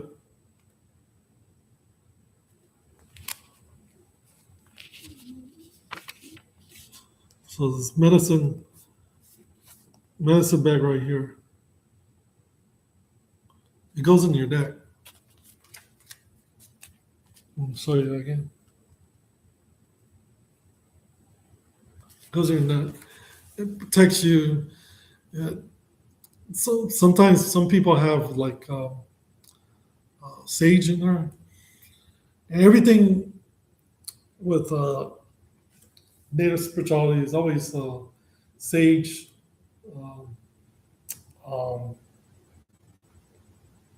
um, cedar. You can use. It's the medicine. And it's also a healing form, and you can drink it. So it's also multi-purpose. It feels like a sage, cedar. Um, so I drew like right here. It's like what a prayer tire looks like. So it's like a bundles, just like I showed. And then you see it says medicine bag.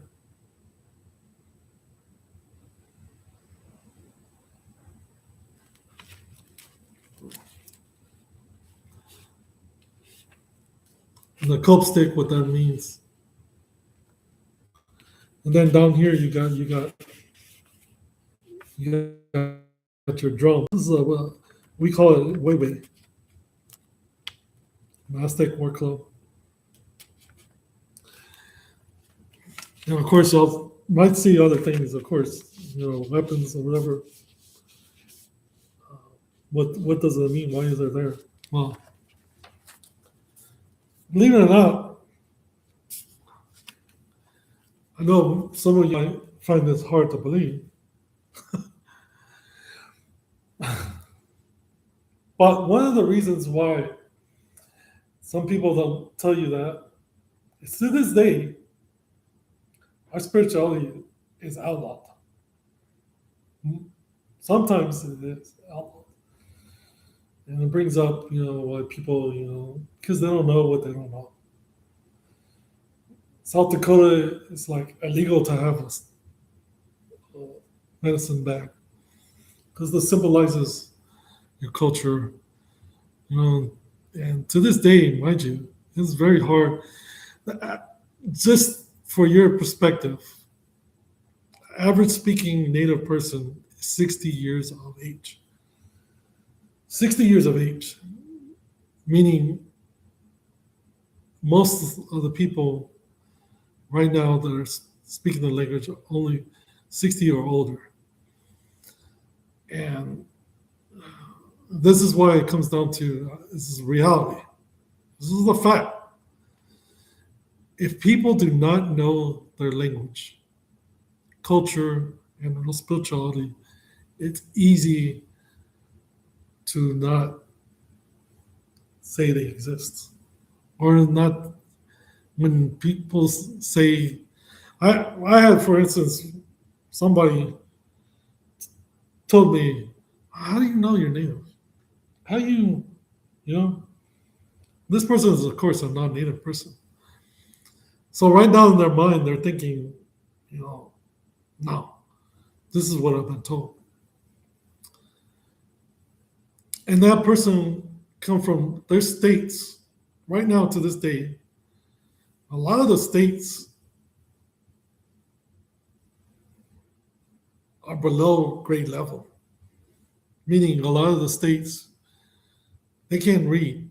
Some of those people, there's people to this day that are maybe 50, 60 years old that can't read. Our education system is messed up, beyond messed up. I don't know if you noticed what's going on in the school districts.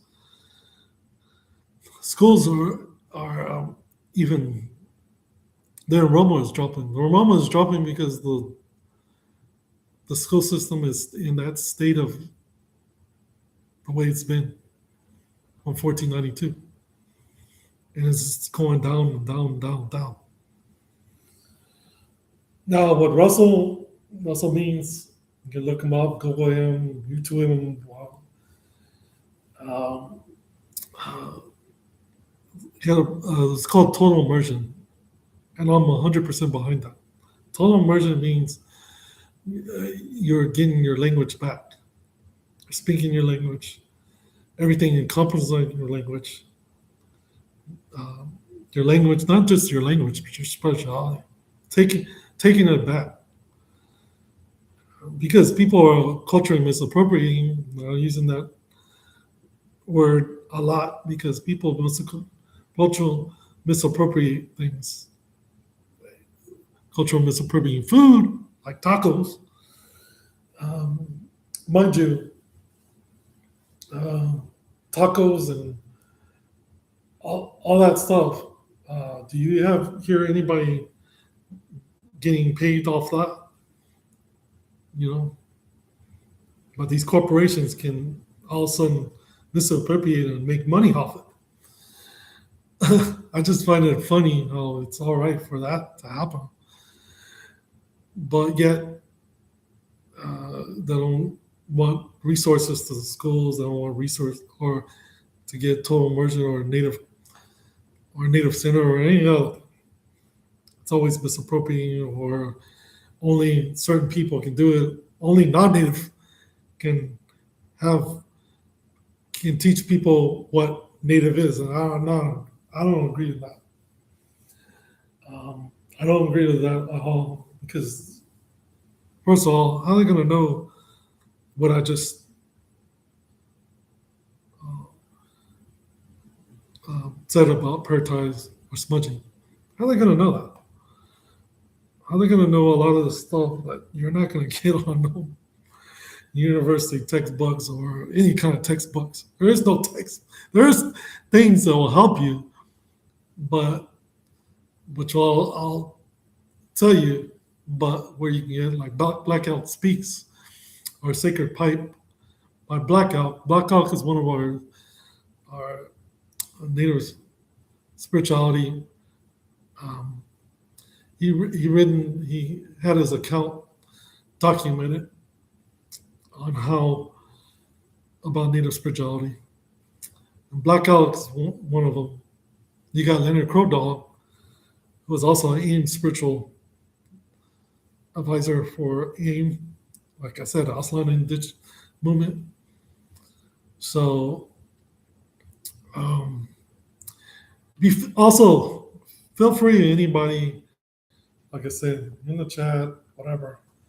If that is chord or is that striking with you, it doesn't always have to be native culture spiritual. It could be coasters or whatever. But feel free, put it in the chat, or like I said, email me or Facebook me or whatever. Because uh, there's a lot of always people questioning questions and stuff like that. And like I said, this is like uh, be ongoing, and we'll do a little native culture and native things, theme park, and I'll go. But what I wanted to start with is a basis of this, you know, just like I said, kind of like this.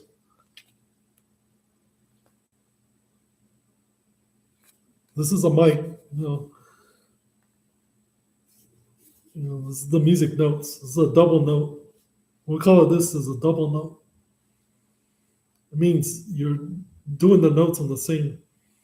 So if it like notes or it tells you what m- music to play, we'll go into that. Of course, this is the headphones. You got the vinyl, the music notes. Of course, hip hop. You know, this is your mic, of course, and then you got dance, hip hop dance. You know, you know. Then of course you got the boom box that it used to be. Then you got those boom box. You got to check that. You got boombox that used to be. Look at that. Those things where you carried someone carried it, or and then you got now we're coming into modern times, and you got this Bluetooth speaker where it has a speaker. And this one actually, I like this one because it glows. You know, it goes, and of course, you can do this. With the youngsters now, the Bluetooth speaker with your phone, right? Or you can use your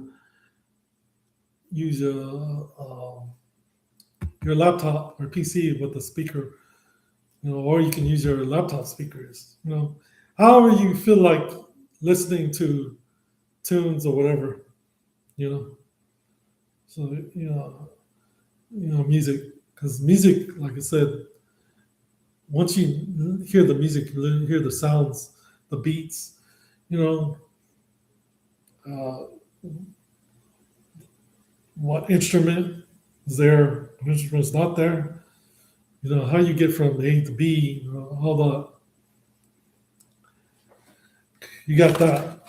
And then I like to show people giving examples, um, show things because, and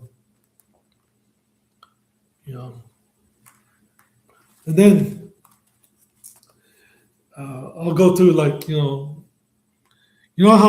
remember how TVs used to be? Okay. I back in the 80s, it used to be a box. It was like a box, just a box.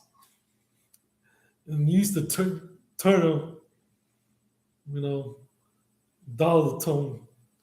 Then they went from like uh, a big remote, big. Then they went from analog Mickey Mouse years, right? And then they went digital. Then you get a digital box, right? And then you went from a digital TV, then you went to a flat TV, right? And like a flat TV, they didn't have no apps back when the flat TVs came out. There was no apps and that, right? There was just flat TV and then antenna, and then or you had cable, whatever. And now they're having gone to the flats with the apps and that come with streaming and whatever, how you view the things, right? 4K, or now there's a new one called Next Gen. Okay, kind of like this. Like you see here, where you see the TV, and then you have your streaming devices. You got your Voodoo, you got your YouTube. Voodoo, matter of fact, is for all of those that don't know Voodoo or it's a streaming thing on your could be on your TV or like Roku TV or whatever.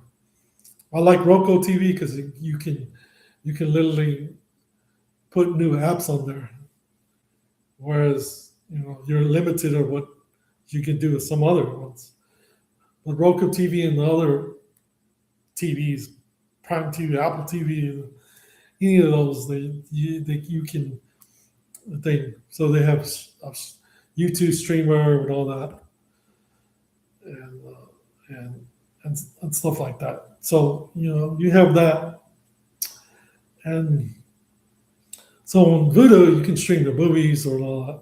YouTube you can also stream movies. You know, that goes to things about movies now. It's funny when I see youngsters, younger 20 years old, even people that are vlogging or streamers. It's ironic to me that they're going to the movie theaters because that's like old fashioned. A lot of that stuff is old fashioned. Like I said, I can't. My last actual movie theater I went to was the Top Gun Maverick, and it was like 30 minutes of previews, and it's like not back in the days. Movie theaters used to open like 10, 11 o'clock in the morning, or things. I don't know what's going on. Sometimes they they open it later, or I don't know. But uh, previews used to be 15 minutes. Then it went to 25 minutes, 20 minutes, 25 minutes. Now I think it's like 35 minutes. So it's now 35 minutes. Over here, and then everything is costing now. Outrageous price now. Um, for that, and then you're spending just one movie, all that for one movie, 35 minutes of previews, and the cost. Um, uh, and I remember somebody told me when they did uh,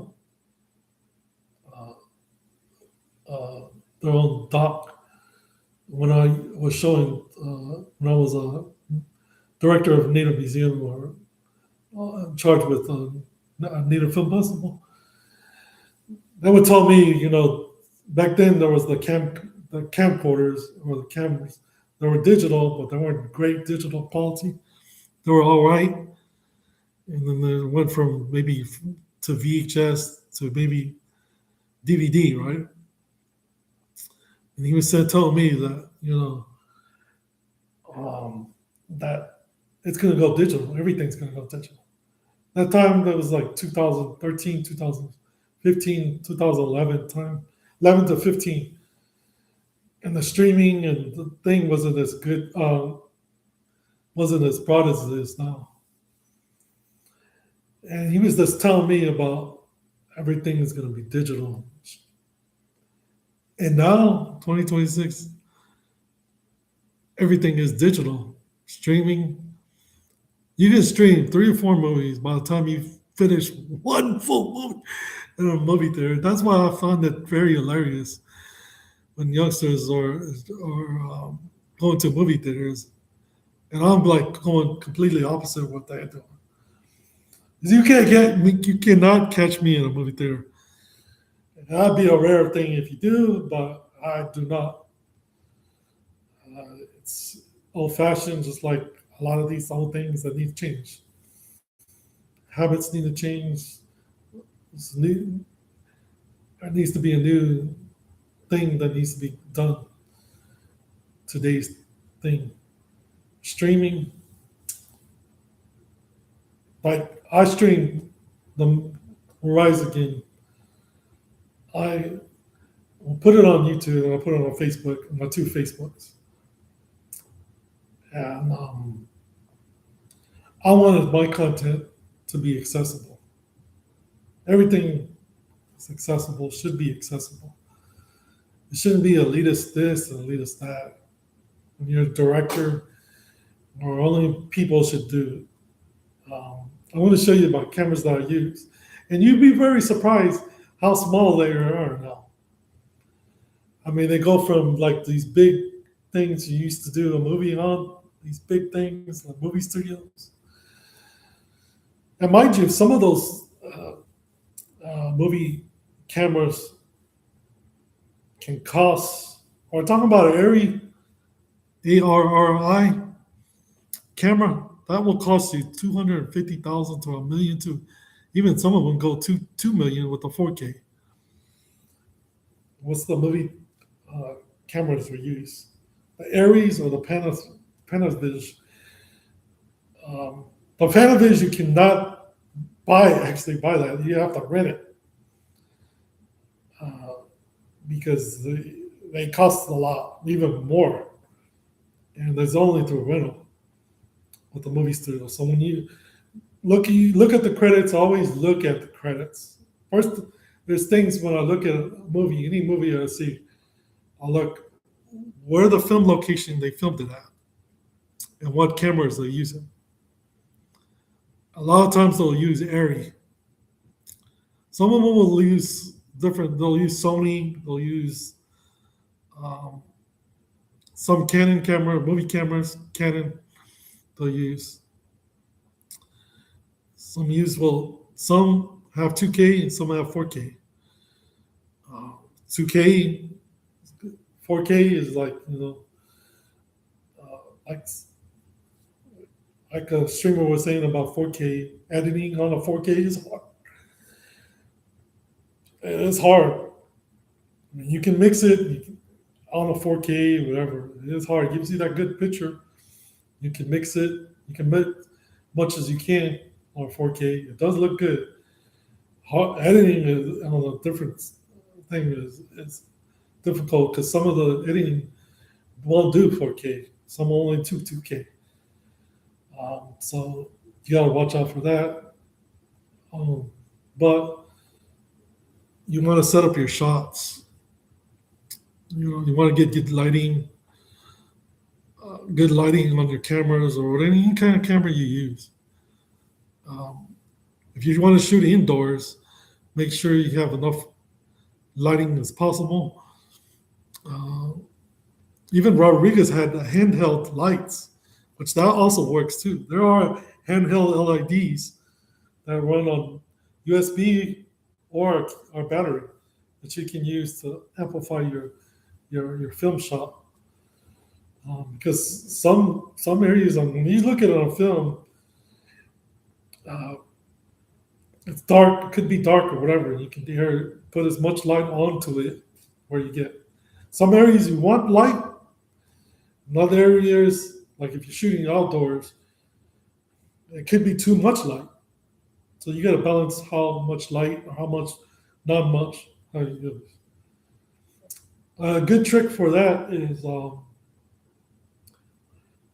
I'm not photography is not much thing, but I see where it can be used. You get a good shot that will help you develop your skills as a filmmaking, because it'll give you a still picture, and you can make how can you make that shot as a still picture.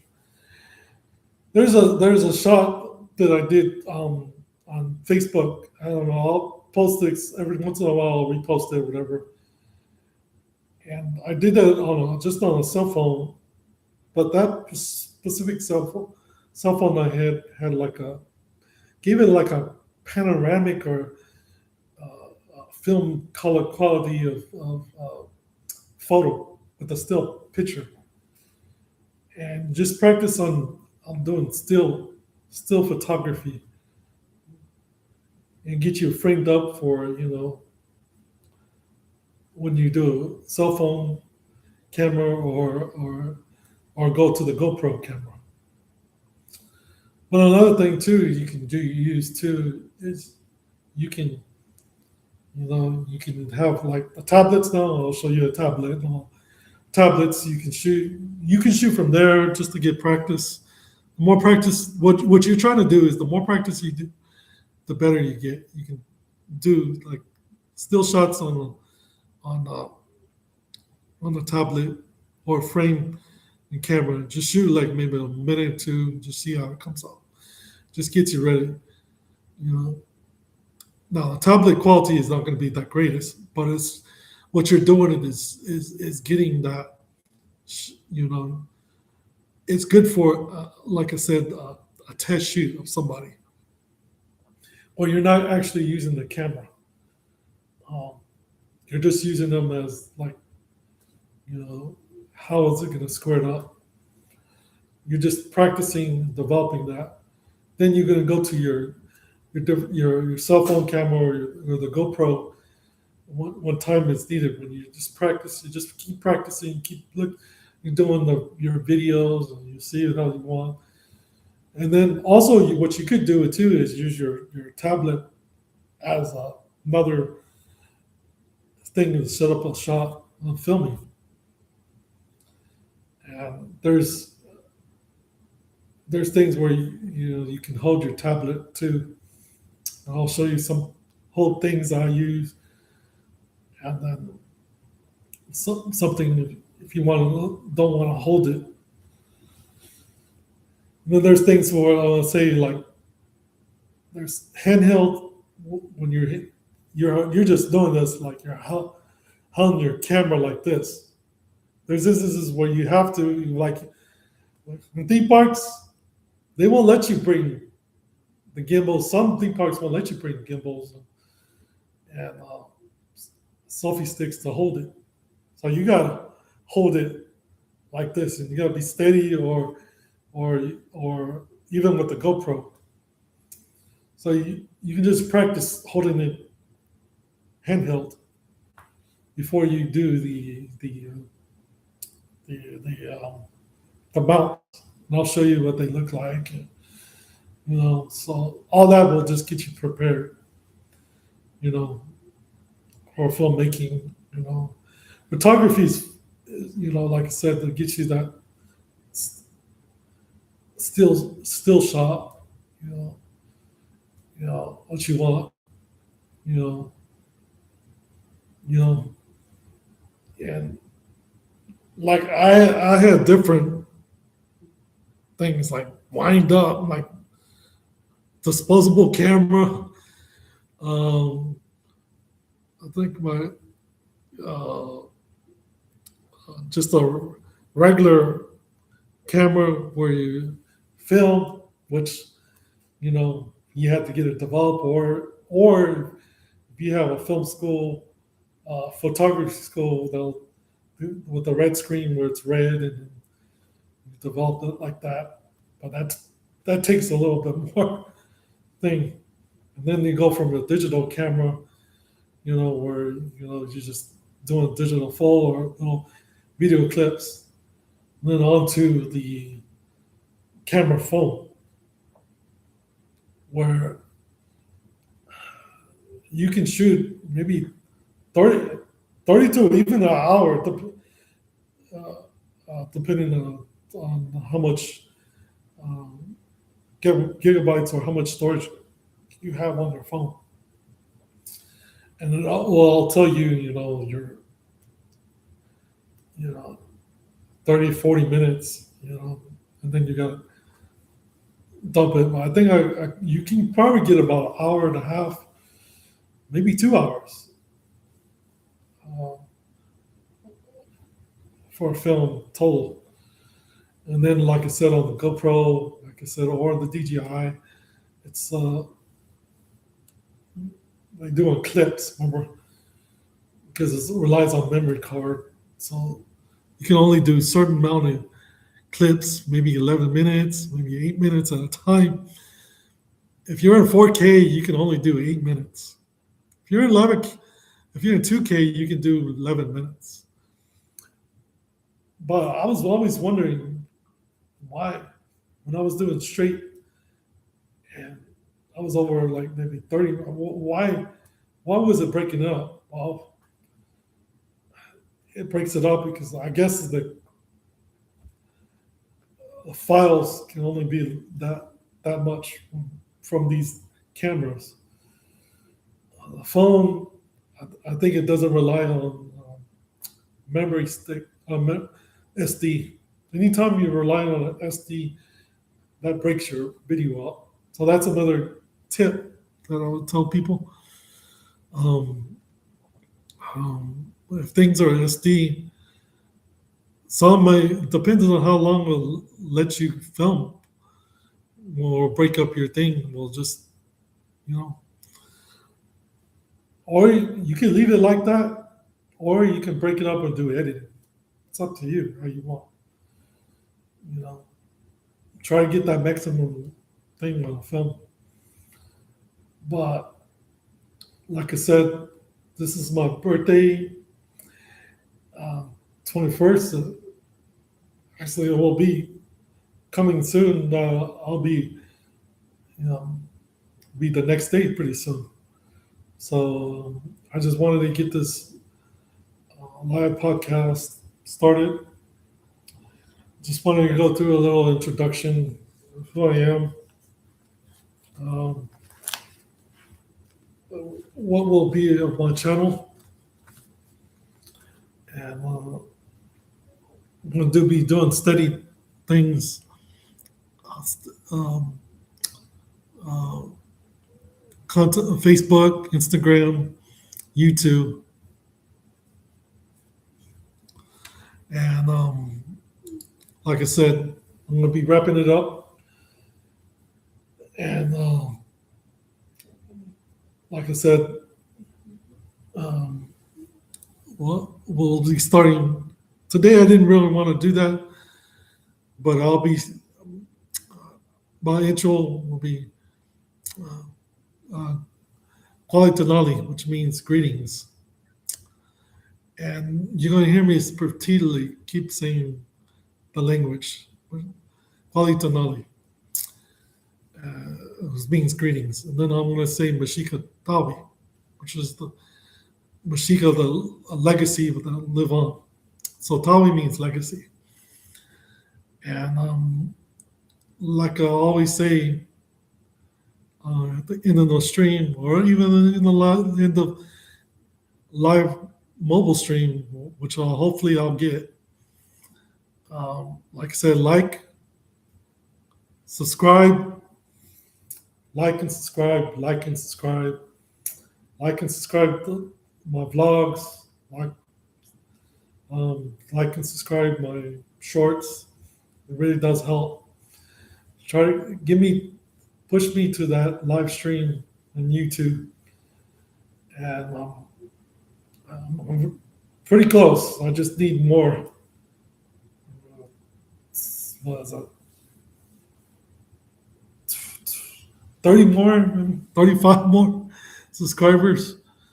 You know, you think that subscriber limit would be like really easy to get to, but man, it's been hard. So help me get to that 35, 40 subscribers that I need to hit to live stream on YouTube, so you can see more of this content, and I can do more. I can, you know, and there might be even an occasion if I can just go live on YouTube. I'll happy to do a live stream, mobile live stream on YouTube, and mobile live stream on Facebook. So you'll get two live stream plus a live podcast plus original music and a lot of information, a lot of important information that nobody in this country or a lot of places will not tell you how to do this. So, like I said, like and subscribe, like and subscribe, like and subscribe on those shorts that I do. I put a lot of shorts too. I did a lot of shorts. I think I did at one day I did 14 shorts just to get that algorithm. and did a lot of content. There'll be more content, vlogging, shorts, live streaming, podcasts, and I'm really trying to on all these platforms. It's a lot of work. It's a lot of hard work. It's a lot of grinding. Um, Also, Bill, feel free if you ever see me in the park, you ever see me anywhere, if you see me on YouTube or in Facebook, please stop by. Please holler at me. Show your support, like and subscribe. Show your support, and it keeps me going. It keeps me this native arrow, this native journey. Keep going. It's been hard, you know. I keep like believe me, this has been a grind for 35 years. I know sometimes when I'm going to these different platforms or different categories, I was like, you're just know that I have a lot of information, a lot of things I have been doing. Um, when when I say civil rights, I've been grinding on that, been grinding on a little bit of everything. And for those people that, like I said, you gotta have some skills. It's not. This is none of this famous to be famous. You'll see the skills. I mean, whatever I say, the skills will come there, and um, I care about things. I care about making the world a better place. I care about um, making things better, stopping the gang problem, stopping the graffiti problem, stopping homelessness, the uh, messed up economy. I look at all that. I'm researching. I'm always, um, I'll throw a lot of books, a lot of things. But the best thing I can tell people, and I know people say, "Oh, it's hard. It's hard." Um, Organize. It goes a long way. Doesn't matter how many people. You start with one. You start with two. I'm even trying to. All people listen to me right now. Right now, I'm trying my best to organize because I know that this is a better solution. That especially in the theme park world, um, organizing it's never going to come from the corporations or what you think. In order to organize that, I've done so many times, over and over again. If you want to get people to where they should be, or anywhere level, and people will say, "Oh, we can have this and that," it starts with organizing people. Small. Maybe we can, if we're all coming here, maybe we can do this. Maybe we can do that. Maybe we can meet up. Um, I don't know if we're there yet. I'm willing to try. Hopefully, people see this and they'll say, "Oh, he's really serious." Yes, I am. I've been serious. There's different ways we can meet up. In the park, any place, Starbucks, any place that you can. And that's not just go for me. It goes for anybody. Organize yourself. You can do it. You can be a revolutionary. You can. My goal is very high, Chris. Like I already told you, that I want to be one of the first natives to own a amusement park, cultural center, uh, total immersion, all in one, to show people that this high level we can do. And of course, your goal might not be that as high as mine, or your goal might be just as small. Organize. I'm trying to do it. I'm seeing. I'm testing it. And like I told you, I'm throwing it out there to Lightfoot, to anybody else. You see my stream, and I'll keep grinding, and I'll keep saying it. Rodriguez, any filmmaker, anybody, you know, the answer is there. You know, you gotta have somebody to push that agenda, push that one that hey, we don't have to be, we don't have to, you know, just take what it is. You organize, you get it out there. You do collaborations. One thing leads to another. And like right now, there's maybe not that many people, or there's. I noticed that there's, you know, you know, high high channels get high things, but the goal is how is I'm here for the long haul. It's maybe quick to do other things or talk about other things, but my goal is always what it is. And it might be a small channel right now, and it might be hard to get to the live streaming, and collaboration is very limited, or maybe people just don't know. People just don't know that. Hey man, there's people. There's a person out here in Mexikawin. Maybe he's out there. He's out here. He's like, maybe you know, there's a person that has that revolutionary spirit that Russell Means and Dennis Banks, and has a combination of that modern times right now, that can go to all these platforms and say, look, you know, I've been fortunate to be on a radio show, People of Earth, mind you. Shout out to 90.1 People of Earth. And it comes on every Tuesday at 7. I listen. I've been fortunate to know Tony Diaz, Nosh Problem Shot. He also had a radio show, Nosh Problem. And Anna Nunez, shout out to her. She had her own 90.1 Chicano Voices. And when I was grinding in civil rights, police brutality went before George Floyd, mind you. I was there before grinding, and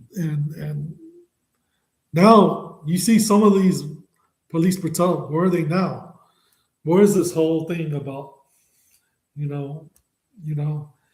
Right now, I'm Mashika Winter still, and we're still pushing that envelope about government. About what they can do better and all this other nonsense.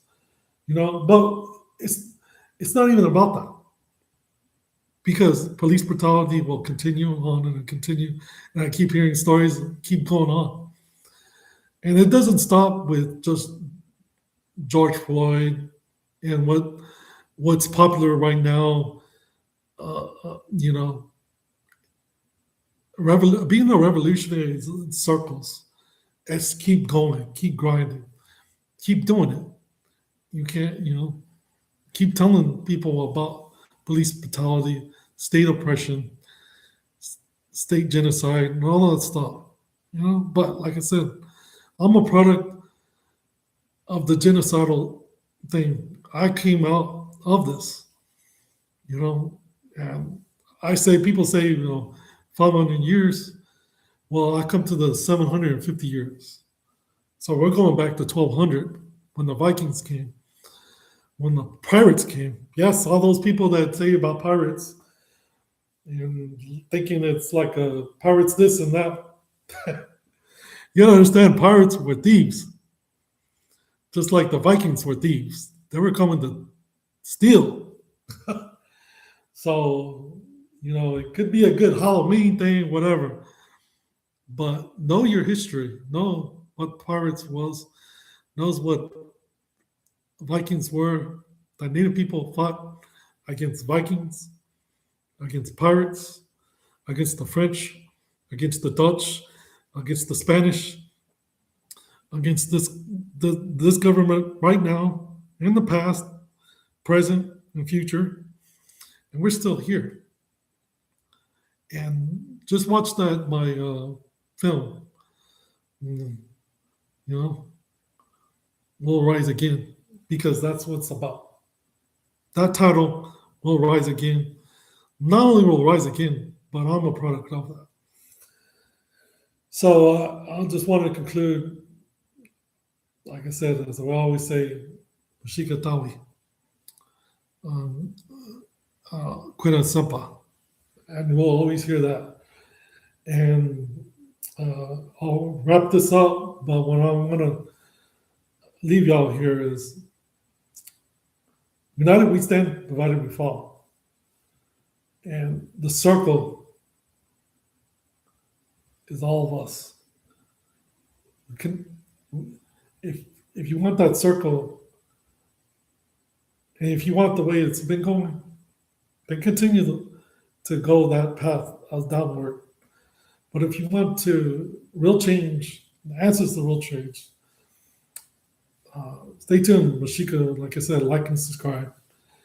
Help me get to that live stream on YouTube. Help me get to that live stream on YouTube. Like I said, I just need about 40 more, 30 to 40 more subscribers. I say 40 because just you want to have a backup, you know, more to get to that live stream. You know, these algorithms are,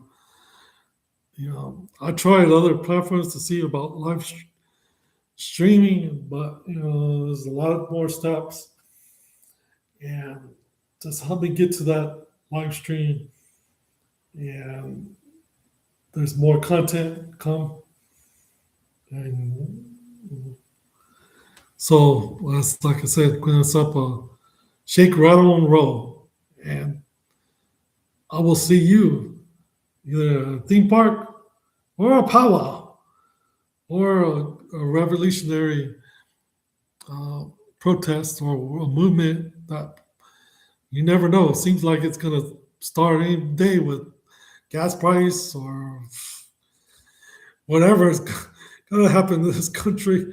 It goes up, up, up, up, up. Unfortunately, uh, it's going to be a lot of pain. But we can get through this. There's answers.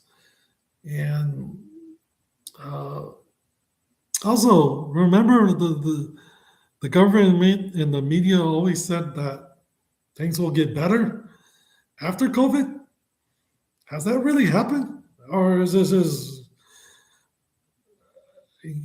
you know what I mean? When you'll look on YouTube or anything, has it really got better? Or is it always a bunch of worthless promises on worthless words?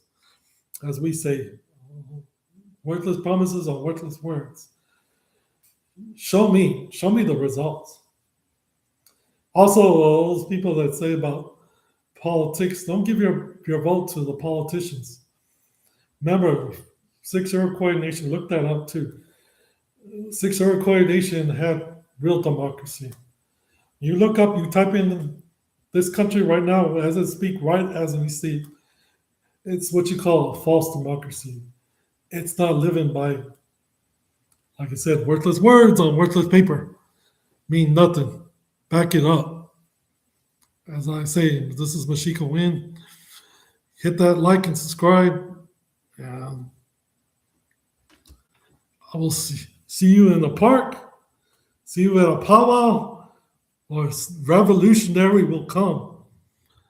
But be a revolutionary, be a theme park thriller, be a rapper, R&B, filmmaker, be a philosopher, be a total immersion.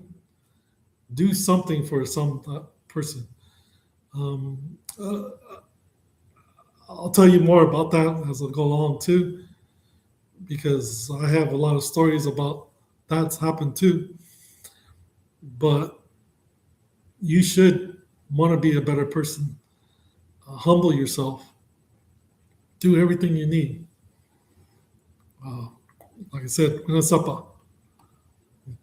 Until next time, see you at the theme park. See you at a powwow. And be a revolutionary. There are one outside there, just like you said, Mexikawin.